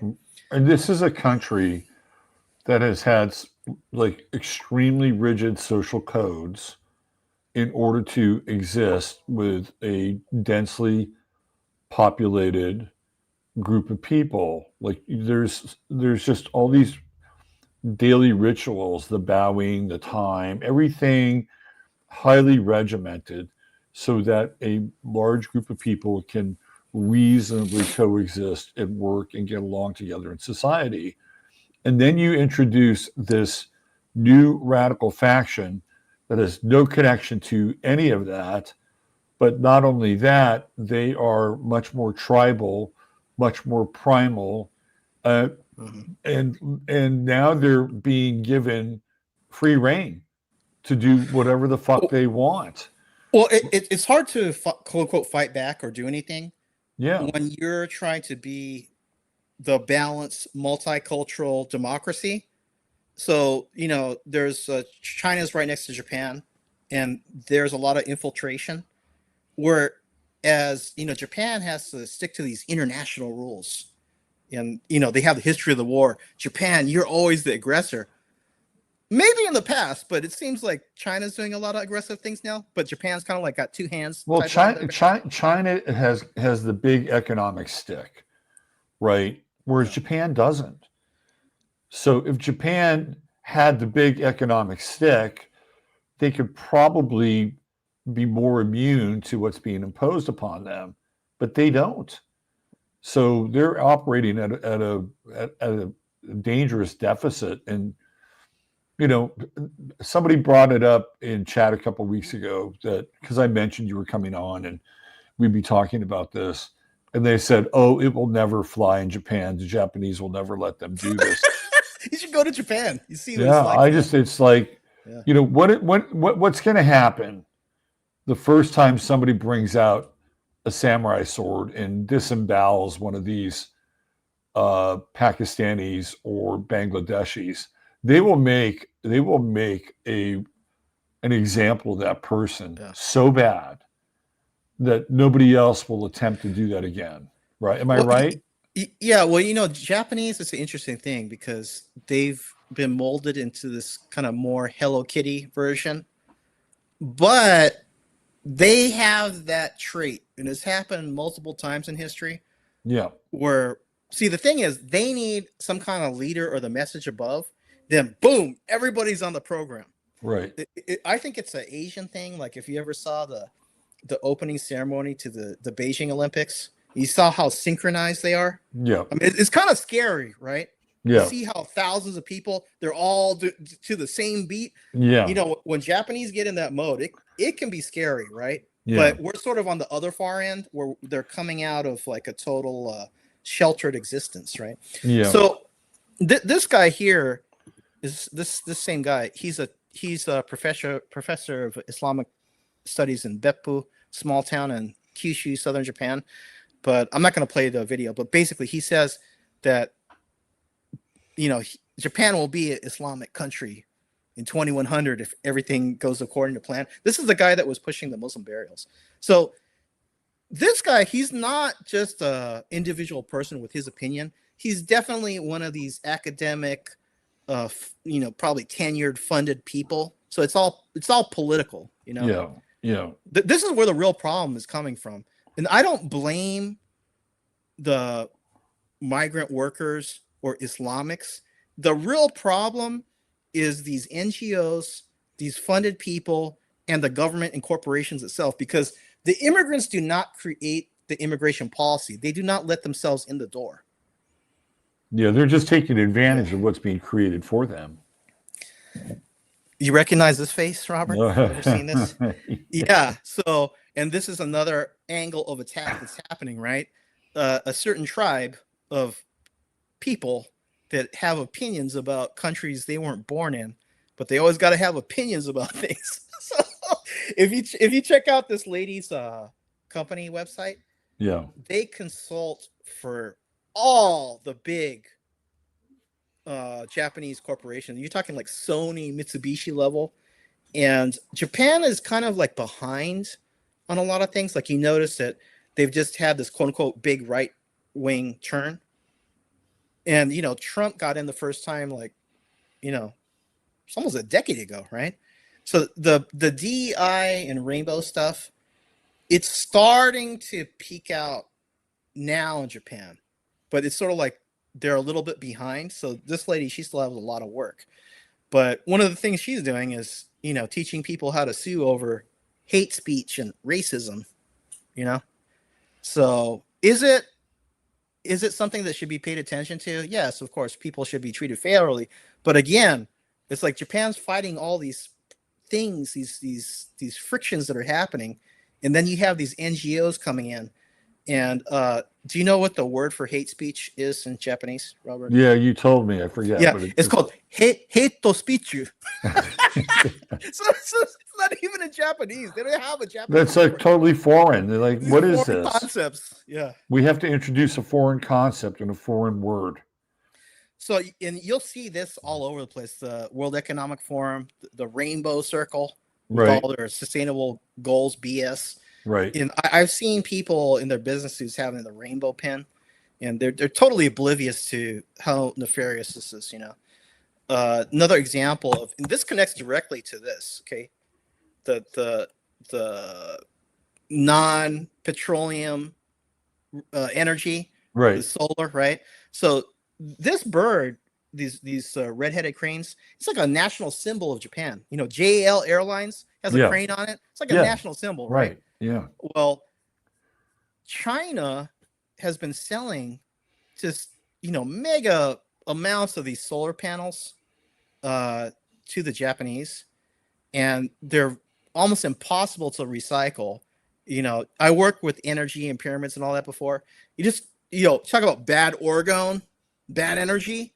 I mean, these pristine postcard areas in Japan are now just clear cut, and they had just as far as you can see, there's these solar panel farms, and they fast tracked a project that basically wiped out the wetlands for these birds.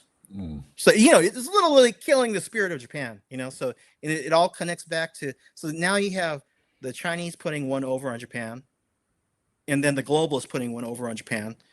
And there was a Japanese guy that was working with kind of like homegrown Japanese solar technology, and he died mysteriously because it's better to buy from outsiders like China, right? So Right. yeah, so you can see here, this is a video. I'm not going to play it, but That's obscene. That's obscene. Look at that. basically imagine, as far as you can see, it's just covered with Ugh. this these solar panels, right? So we've talked about all the kind of trends that have been happening, Yeah. and the one of the things, and this happened right around the recent election of the new LDP has a president, and then that president usually becomes a prime minister. So this guy Ishiba, he lost his position. Takaichi, the woman, came in, and now she's the prime minister, right? But this was all happening around this period in the last month or two. They announced this Africa Hometown project, Yeah. and these dying towns in rural Japan, each one is supposed to be like Ghana town, Nigeria town. There was so much uproar over it, they had to pull it. But all they do is they rename it. And I've Right. seen a new map where there's like 8 Africa towns now and 1 India town. So, Yeah. I actually posted that graphic on the yeah. show. Yeah. Okay, since the audio wasn't coming through, I'll just explain what this is. So this is I think this guy's from Ghana, and he's posting videos and offering his services to people from Africa to help them get an easy process of how to get into Japan. And then there's a loophole where you could come on a tourist visa. As soon as you land, you could turn around and say you're a refugee. Then you're stuck in process for about 3 years. And during that time, you could work in Japan. I think the women, they can get work permit within a week. Men, it may take months. Mm. But in this video, he starts it off by saying, I like Japanese trains. He likes riding the trains, but he says, I don't like Japanese people. I mean, come on, man. So it's like, again, it's a different kind of immigration than before. Just like in Europe. About 10 years ago in Europe, a new kind of immigration was happening around this refugee Sure. immigration. Yeah. And it's more of kind of a scammer's mentality, right? It's not like the old kind of immigration.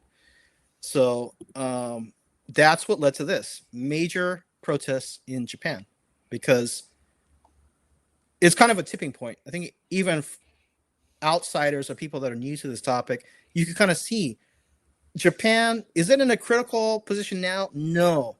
There are problems, but I would say it is a tipping point. Right? Yeah. So, again, Takaichi, she's now the prime minister of Japan. What's the stance? Japan first. So, to kind of consolidate and look over many areas of society and economy and try to make it more centralized to Japan.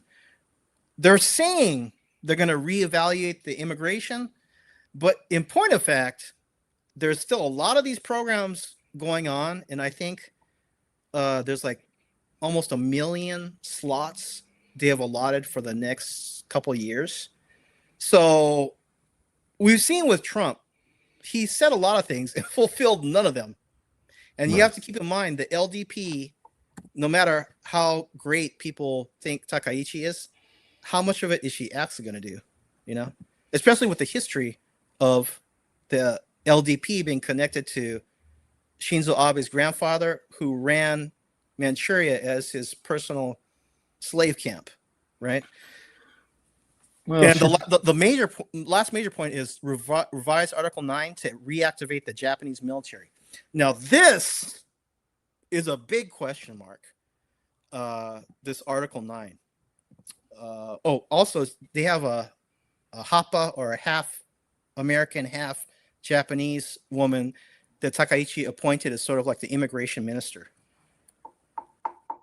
Her American dad left. He bounced out when she was young, so maybe she has a personal thing. She's going to be real hard on these foreigners.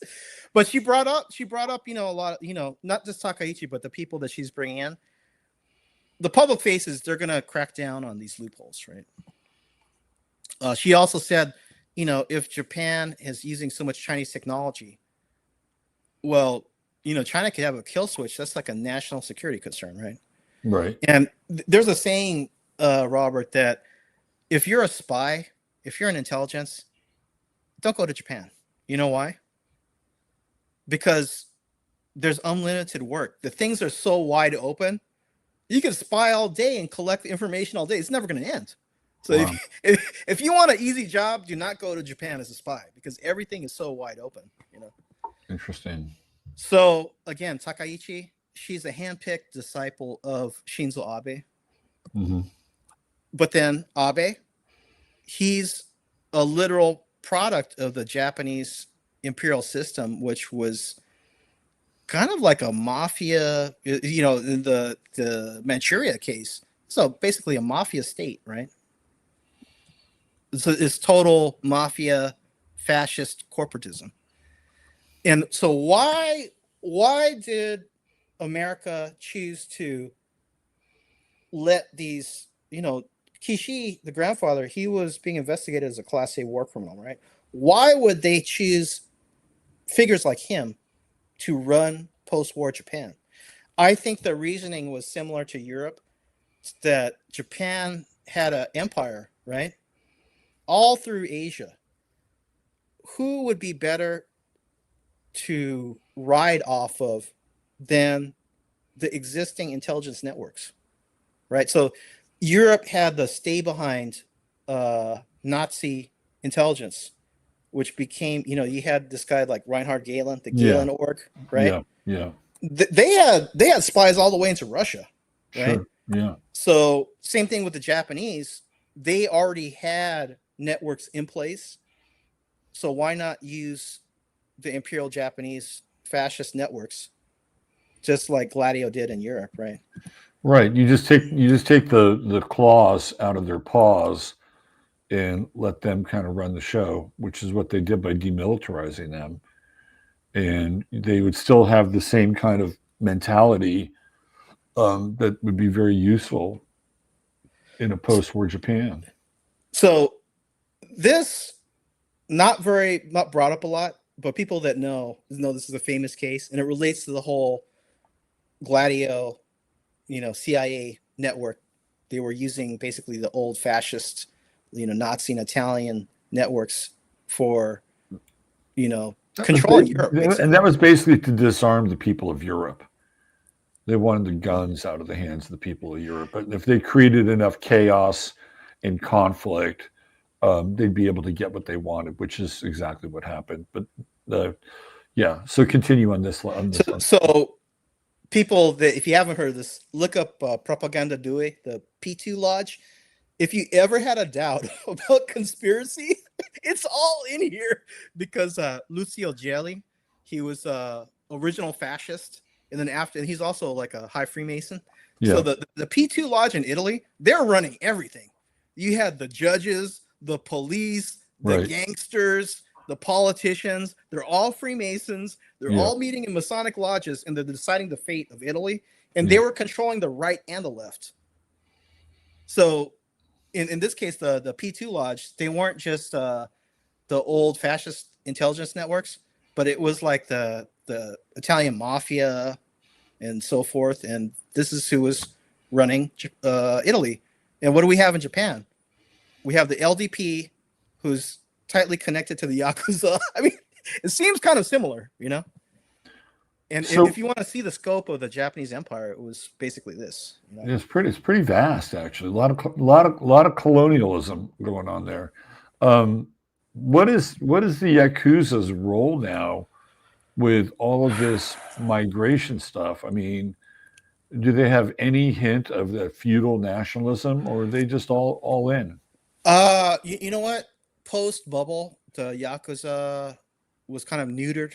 They're Yeah. still active, but it's not what it was Yeah. because they were really the arm of Japan Inc., right? So when corporate Japan has less business, they have less business. And there's a lot of rules and restrictions put on them. So for instance, well, number one, Robert, Japanese, very organized people.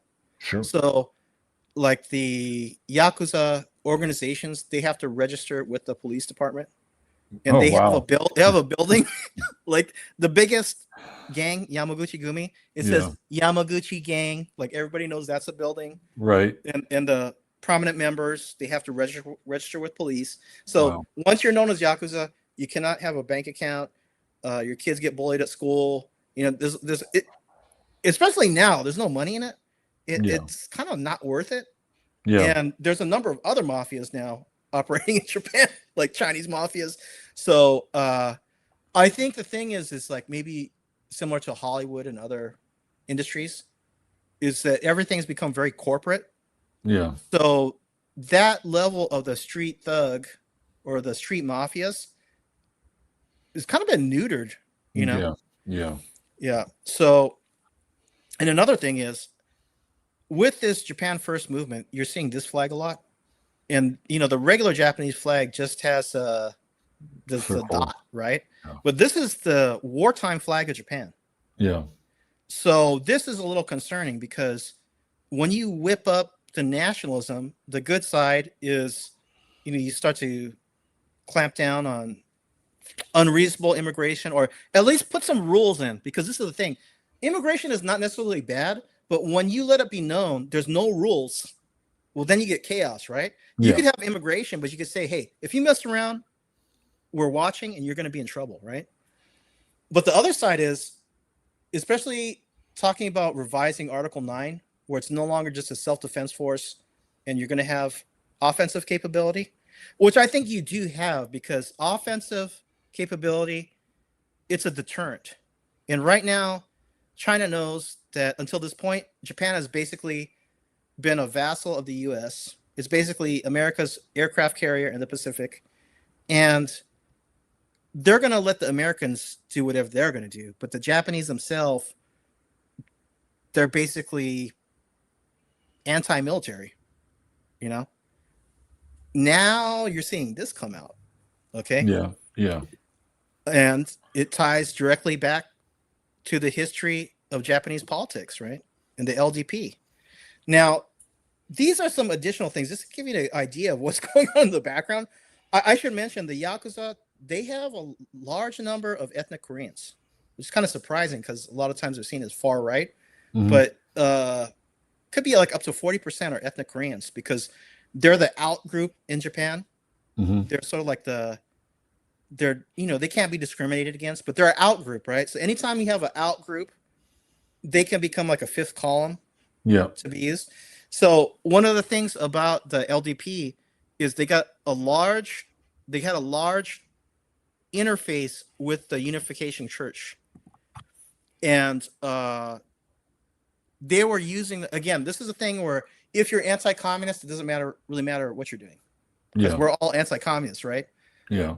And they used the Unification Church to canvass votes, and it brings up a question of who's really running Japan. I already showed you that basically America has been running Japan, or it's in the sphere of America. It's a client state of the U.S. Yeah. But then, obviously, the Moonies, they're Korean, set up by the KCIA, and the KCIA, obviously is connected to America, but was also helped a lot by a certain intelligence agency from a little country in the Middle East. Right. Okay. And, obviously this is a pseudo-Christian Abrahamic movement, which ties back to that little country in the Middle East. Right. Right. And it's kind of unclear, like, who's running who, like, because the LDP, they had to rely on groups like this, a lot of cults in Japanese politics. And one of the things that the Moonies said, or the leader Moon, he said that basically Japan is in perpetuity the aggressor and should always pay tribute to Korea and China, Korea specifically. But there's a lot of back channels to Western intelligence and that little intelligence agency that we seem to be beholden to in America. So again, how sovereign is Japan? Not much from what I can see. No, based on everything we're seeing, they're taking orders either from the World Economic Forum, UN, UNESCO, the United States, BlackRock, right? Like, what's really Japanese about the country at this point? I mean, certainly there's some cultural traditions that are intact, but they're well on their way to losing their whatever thread to their identity that they currently have. So the guy that assassinated Shinzo Abe in 2022, he reported, I think the whole thing's a setup, the real story. Actually, that case is just being brought to court now. It's what that reminds me of? The whole thing with Abe reminds me of Charlie Kirk. It's got a Charlie Kirk vibe to it, doesn't it? So, well, yeah. I mean, it's the police basically stopped their investigation, and Shinzo Abe is like the most popular known politician of the past. And even the dude that was supposedly offed him, like another whack job. Well, his reasoning, the public story that's given, is that his family was ruined from the Moonies, and because the LDP is connected to the Moonies, he was going to take out. That's a long stretch. That's a long reach. Yeah. So on the other side, Japan has a parliamentary system. So you have to have a majority of the seats to be the leading party, right? Right. So it's often a coalition system where, you get enough of multiple powerful parties to form a coalition to rule, right? So the Komeito is a political arm of a certain Buddhist cult, and they also have this public stance that Japan is forever the aggressor and must always pay tribute to China. Okay, so you have the Moonies and the Komeito as a major parts of the LDP coalition. That the LDP is supposed to be the center-right party. Like, they're supposed to be conservative. But you can see how Japan's sort of been on a back heel for a long time. So the LDP just broke with the Komeito, and they've brought in another conservative party. And so this is major because Japan has the Unification Church that was fading out already, but the LDP could not rule unless they had another major block. And the Komeito LDP coalition, that's been going on for almost 3 decades. Yeah. So for them to break, this is a very Japan first stance, right? Now I have to bring up the Sanseito. So Sanseito is party, and this is the guy Kamiya. He's the main face. They're sort of like the AFD of from Germany. They're the AFD, very Trumpian type party, and they're small, but they gained a number of seats, maybe like 10, 15 seats, and they basically were a major part of the discussion in the recent election. And so they basically took on a lot of these Trumpian characteristics, but and also just to show you how make Japan great again, all the Trumpian things. It might shock people, but it is illegal to deface a foreign flag in Japan, but it is legal to deface the Japanese flag. Think about that. So if you burned an American flag or a Chinese flag and the police saw you, you might be in trouble. But if you deface a Japanese flag, that's totally legal. Right? Yeah. So people's concept of what Japan is, it's a little different than the reality, because you have to remember Japan lost the war and it's had all these influences. Kind of just be safe, just do the economic thing, no political, and for good reason. But I think it shows you that the Japanese aren't these like proud samurai that people think they are. They're more like a controlled Hello Kitty, Yeah.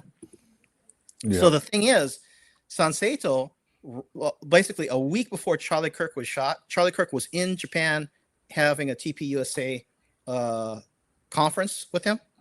No so shit. You can see this guy Kamiya and Charlie Kirk, they're sort of in that Trumpian vein, right? Here's Kamiya at a certain friendship association. You might see that blue and white flag in the black.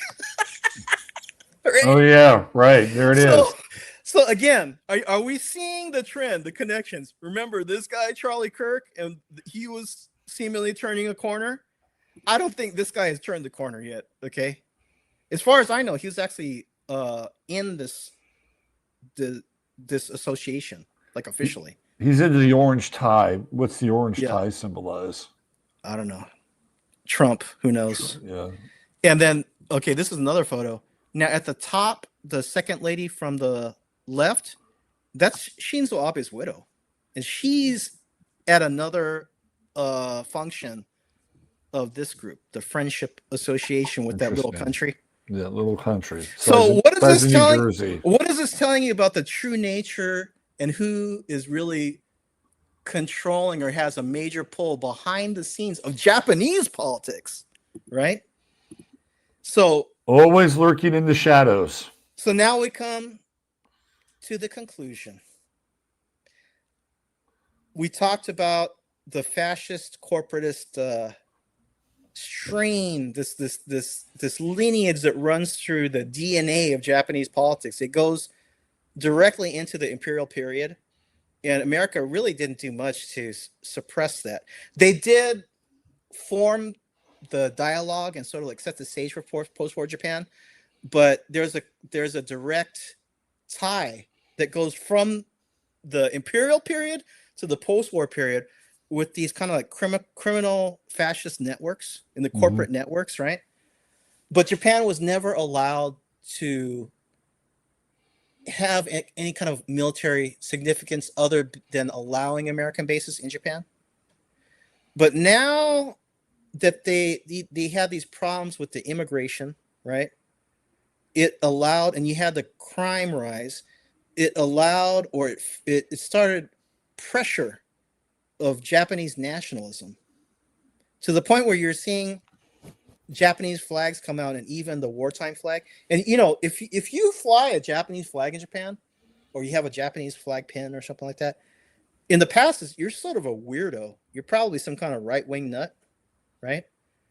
Now, I think worldwide, the nationalism is becoming a thing, right? Yeah. But Japan clearly is not independent.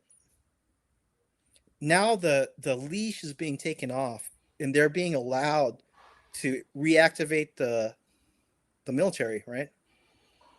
I think the big danger is, Robert, that Japan could become the next Ukraine and used as a proxy against China. Because this is the kind of like the multi-dimensional chess that I'm not even sure the Japanese politicians are thinking of. Yeah. Because you see how they could be shuttled. Because again, even if you go back like 100 years, or like 100, back to like 1900, Japan was being used as a pawn against Russia, and you could say China at that time. I think if they're not careful, they could become the next Ukraine because it's shaping up that way. Well, yeah. It's a balance, right? Like you have to have offense as a deterrent. You have Right. to have certain societal rules about immigration, but they're in danger if they're not careful of being totally wiped out for America's benefit, because America doesn't really care as long as it benefits America. Or you see the Anglo-Zio block that we are, yeah. Well, what's interesting is that the U.S. winds up getting involved in World War II through Japan. And they're kind of a late entry into World War II. And if this is the case where Japan is allowed to reassimilate their army, have an offensive, and it becomes sort of this reanimated version of like World War II. And astrologically, we're still in that phase with, Uranus going back into Taurus and coming back into Gemini, which is sort of middle, late World War II territory. And this would make weird sense if that's the case. And it does become kind of another Ukraine proxy war. I mean, I can't see Japan having, crossfire between China and the West, but I could see more of this sort of street version guerrilla warfare tactics being played out in Japan that look a lot like a street war or a kinetic war. Well, so you have multiple factions working against Japan. Number one is the so-called globalists, Yeah, because if you create this kind of chaos, then it's harder for people to do anything, right? sure. They're just trying to be safe on the street and have some kind of order. They're not even Right. thinking about the larger issues, right? It's the same with China. The more that they do these kind of things, and even if China's not doing it directly, because they are doing certain things, but they're okay with these other factions creating chaos, Yeah. because again, it breaks up Japan so that China can infiltrate more. And there's heavy Chinese infiltration because they're right next door and they have a lot of money. Yeah. So, same thing with like that little country in the Middle East. When our politicians go for a little trip, Right. a lot of these Japanese politicians get invited to Shanghai and Beijing, and when Yeah. they come back, it's like invasion of the body snatchers, and Right. they just keep hitting the button whatever China wants, Right. And then you have the other faction of, maybe there's an overlap between the globalists and these multicultural people, but the I think maybe an equally big, or maybe it's the core of the problem, it's the LDP. Mhm. Because how are you going to get out of this mess when these are the people that have been beholden to the United States and foreign powers Right. for multiple generations now? And I think that basically, no matter what country, including China, including CCP, the whole post-war World War II system, it's over. And that Mhm. includes CCP because they were born in 49.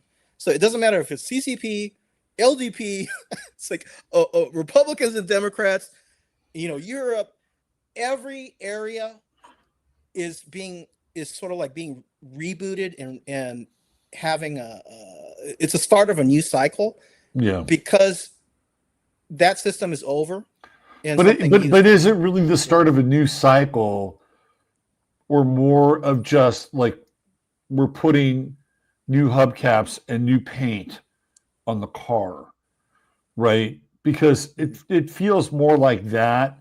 Like if somebody, and what's interesting for me, and I love your take on this, is that with these two women in Japan now that are kind of running the show or involved at a higher level of decision making and policy, it's recreating the same kind of female power model that exists in Europe, where you have Ursula von der Leyen running the EU, or you've had any number, what's her name, Maloney in Italy, right? You have these female leaders. Now Japan is playing in that sandbox now. And so it fits like a global model, even if they may have nationalist tendencies. I mean, how good are they going? What Japan really needs is they need somebody who is a charismatic, nationalistic figure who says we want to tear up the Constitution and we want to write our own Constitution. Right. Yeah, that's what they need. But will they get it with these women? No, it's highly doubtful. Well, the problem is that the politicians, they're not free to do whatever they want. I mean, like Sumitomo is like, I think it's like the BlackRock of Japan. I show those. The Zaibatsu is illegal now. It no longer exists in name as that. But these corporations, they're no longer just like Japanese. They're so big that they're just like BlackRock all over the world. Yeah. And you think that any politician in Japan can just do what they want? Like, but at the end of the day, these corporations, they want their cheap labor. Yeah. And they're going to allow certain things to happen and other things they're going to block out. But you talk about putting new hubcaps on. I think there's general trends, and then the specifics or how it appears may change. So we know we have these Aquarian energies coming in. So that's you're going to see a trend towards decentralization.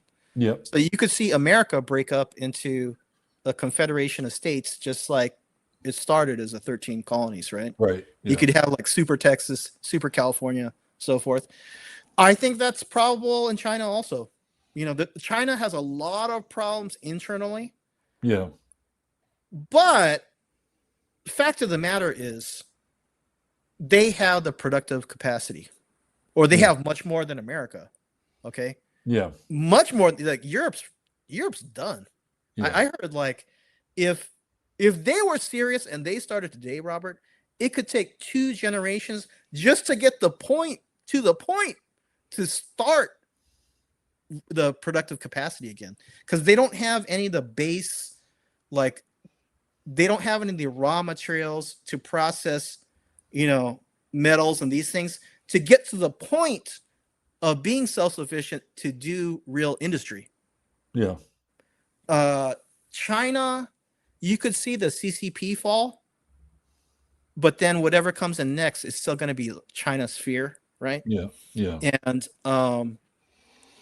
I could see a scenario because Chinese, there's Chinatowns all over the world. They're in Africa, they're in the Middle East, they're in Latin America. I mean, there's no country where there isn't a Chinatown. Yeah. Right. That's true. So there's Chinese all over the world. China internally, not that great, but you do have Chinese corporations. So you could see, it's just like you see in like Blade Runner and these futuristic movies that the corporations are running the world. Yeah. So you could have a situation where Shanghai and Beijing, or China proper, is the headquarters, but the arms of these Chinese conglomerates are all over the place.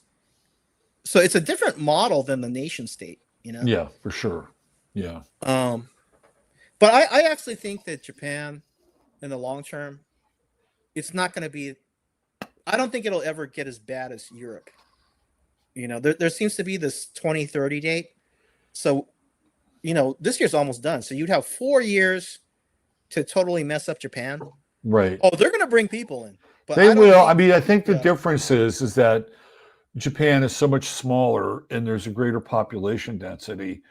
So if you introduce people, you don't have to introduce as many numbers and you don't have to spread them out as much. This whole thing in Europe really started, right around like 2000 and 2011, 2012, when they started to bring the people over from North Africa.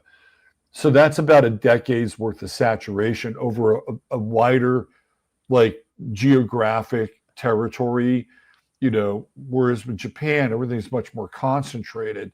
So maybe they don't need as much time in order to introduce these, these free radicals, into the system. But I could see where at a certain point Japan's self-preservation will kick in, and they will figure out some way to limit the influence and the damage, only because it's cultural genocide. Ultimately, that's where it's leading. Well, and Japan's great only because they've taken the best from the ancient and the modern world, Yeah, and preserved it, and also put their Japanese spin on it. Because a lot of things that are Japanese, quote unquote Japanese, they came from Korea, China, even as far as like Persia and the Middle East, imported through China into Japan. Yeah. And people think it's awesome. It's like, yeah, they took the greatest hits from the ancient world and the modern world. Right. Right. Yeah. But one thing came to mind just to show you like how multi-dimensional this thing is. And Japanese people, I think people in general, they don't really understand politics, but Japanese, they're like the dodo bird that had no natural enemies, right? Since post-war, they were very prosperous, reached a high level of, living I guess, standards, and it's like late stage capitalism. They got to do Yeah. everything they wanted to do, right? yeah, But they're very kind of like apolitical, and yeah, so the whole Palestine big topic today.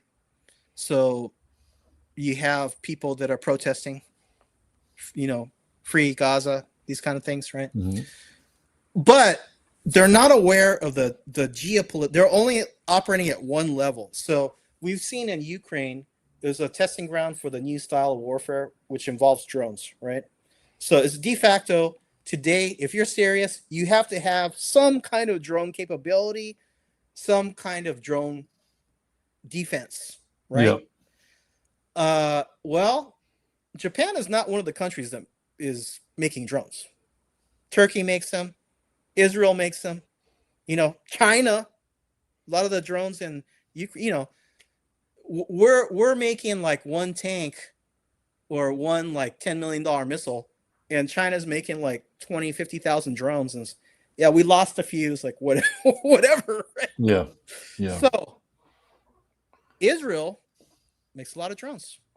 Japanese government interested in buying drones. The pro-Palestine people, they were protesting, but they're not thinking about, okay, fine, you don't want these Israeli drones? Well, you're gonna have to get them from some. You see how like going to war is not even in their concept, Right. or like having some kind of offense or Yeah. defensive capability to say, hey, China, we're not necessarily going to attack you, but if you're going to attack us, we're not just going to lay down. Well, it's also one of the things you brought up is how Japan was like at the top of the game with physical, whether it was computer electronics or consumer electronics, but not really all that, established in the virtual, the digital world, right? So which country is way ahead of the curve in terms of surveillance, in terms of tracking, in terms of all the stuff that Japan could probably use in order to implement these systems? It's the same country we've been talking about. Well, right? They're so weak on AI and apps Yeah. that there's talks about using Google, these foreign like AI agents, and basically everything is contracted out now.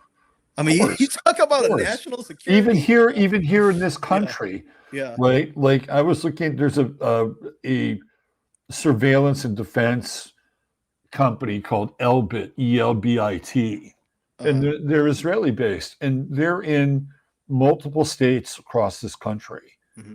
right? And they're involved in either full on military application, state application. Like they have a headquarters here in Hmm. Texas and Fort Worth, right? I'm sure they've got another place in Florida. And they're just one company that comes out of Israel and Unit 8200 that has been around for quite a while. And these countries like Japan, who don't have the infrastructure, who don't have the technical expertise, they outsource. They Yep. outsource to the Elbits of the world. And the next thing you know, Israel's got a pipeline into their surveillance, into back doors, Yep. and now Well, they're running their digital spine. well, do you remember this story when Fukushima happened? That was 2011. Yeah, Uh, that Okay, so the Fukushima Daiichi nuclear reactor, it was actually the first triple nuclear meltdown in history that I've ever heard of. yeah, Okay.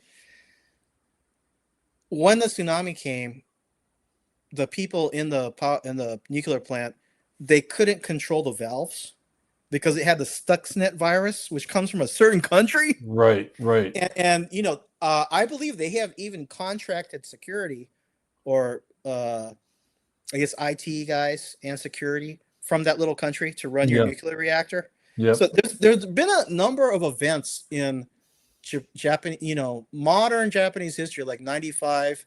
It was the Kobe earthquake that the cult leader Shoko Asahara, he said that we will be attacked and we'll have a major earthquake. And then they got hit because Japan was looking into some exotic plasma weapons yeah, at the right, time. Maybe America or somebody else told them better not make this public or do that. yeah. And then Fukushima seems to be, a lot of people say that was not a natural tsunami. Didn't feel And like it. so this is another thing. It's like, okay, well, Japan's a client state. They have American military bases, but there's things that are not on the radar of the average person of why Japan may be so beholden to America. It's because there's probably threats that, China's been selling their US treasuries bills. Yeah, Japan, not so much. And they're one of the biggest holders. I think if Japan was to ever really sell off the US dollar, they've probably already been given the notice. I have no proof of this, but this is my assumption. They've been told something bad may happen to you if you sell US dollars. right. Yeah, yeah. Well, this has been 2 hours and 30 minutes of like heavy duty download in terms of the history of Japan and what's going on. And also, just to remind people, go back and watch the first half hour where we're talking about what's happening with crypto and ultimately where this thing is going, which is a massive financial reset. And I think it's important to remember that and keep that in mind throughout your day to day life and figure out how we're going to weather the storm because the storm is going to hit. And you don't want to be left holding zero or nothing when the storm arrives. Well, I would say, Robert, that it's already in motion. Yeah, Uh, uh, yeah, the yen is going to continue. The Abenomics is basically unlimited printing. And so you're going to see the euro and the yen collapse first. And the US dollar, we're going to continue to see the inflation. But I'm hearing that the sort of the Argentina moment is probably going to hit at the end of next year. So end of 2026 going into 2027. So there's still time to prepare. Yeah, and a lot of people, they don't have money to invest, but at minimum, at least mentally get prepared. And you can always buy some food, some pasta and things like that. And uh, I think sometimes just the mental and spiritual preparation, it's more important than the material. But the time that people have been talking about for decades, we're here. You never seen gold and silver been running like this. yeah. I And know. I know. This has been the gold and silver bug's dream. But usually when that happens, it's a sign that there's trouble elsewhere in the kingdom, and there's a reason why the metals are going up. Well, Masaki, thanks again for all your time and really being a witness to this. Like, on the street, you're like John Reed in Reds when the Bolshevik War was Oh starting yeah. to take place. I, So I should have taken some videos from inside the government office, because there's one floor it's specifically for foreigners, yeah, and it's like Babylon in there, man. It's like I saw maybe one white person. We're like, whoa, so what is Whitey's here? yeah, Everybody else, it's like Babylon, and like it's so striking because we've seen how it is in Europe and other places, but when you're in Japan, where it's just even with these problems, it's 97% Japanese. Well, when you're in one place and you're like, wow, I feel like I'm at the bar scene in Star Wars. I right, mean that's right. what's happening in Japan now. So Yeah, wow, yeah. culture shock. All right, well, thanks for being on the show, and we'll see you somewhere down the line again. And of course, you and I will continue this conversation offline. And take Can good I care. shout out my website? Yes, shout it out. It's Masaki.one. So Masaki.one. Okay, And yeah, I'm doing some consultation for crypto, and I'm also familiar with the gold and silver market. If you're okay, interested in talking cool, about that, and cool. doing numerology readings also. All right, so go hang out at Masaki.one. Is that what it is? Yep, it's the new website. All right, I'll make sure to put that link in the show notes. I wasn't aware of that, but congratulations, you're back. You're back on the map. I've reemerged from the You've portal. you've reincarnated. It's good to see you. Yep. Yeah. Hey, chat area. This is good. Come back and talk to me with guys again. All right, Masaki, thanks for being here, brother. Yep. See you. Take care. There he was, the great Masaki Miyagawa. Go check out his website, Masaki.one, and always a pleasure to have him on the show. We'll be back on Sunday night Astro Live. We'll get into the astrology and kind of a wrap up of the bridge experience. Some of you were able to be there and see it, and some of you saw it on the feed, hopefully. And I'll give you some of my feedback, and we'll get into the astro world. All right, take care, Chataria. You're the best, and use your head in order to discern what's real. Your heart to step what's possible. I'm Robert Phoenix. You are you. Take care, and bye for now.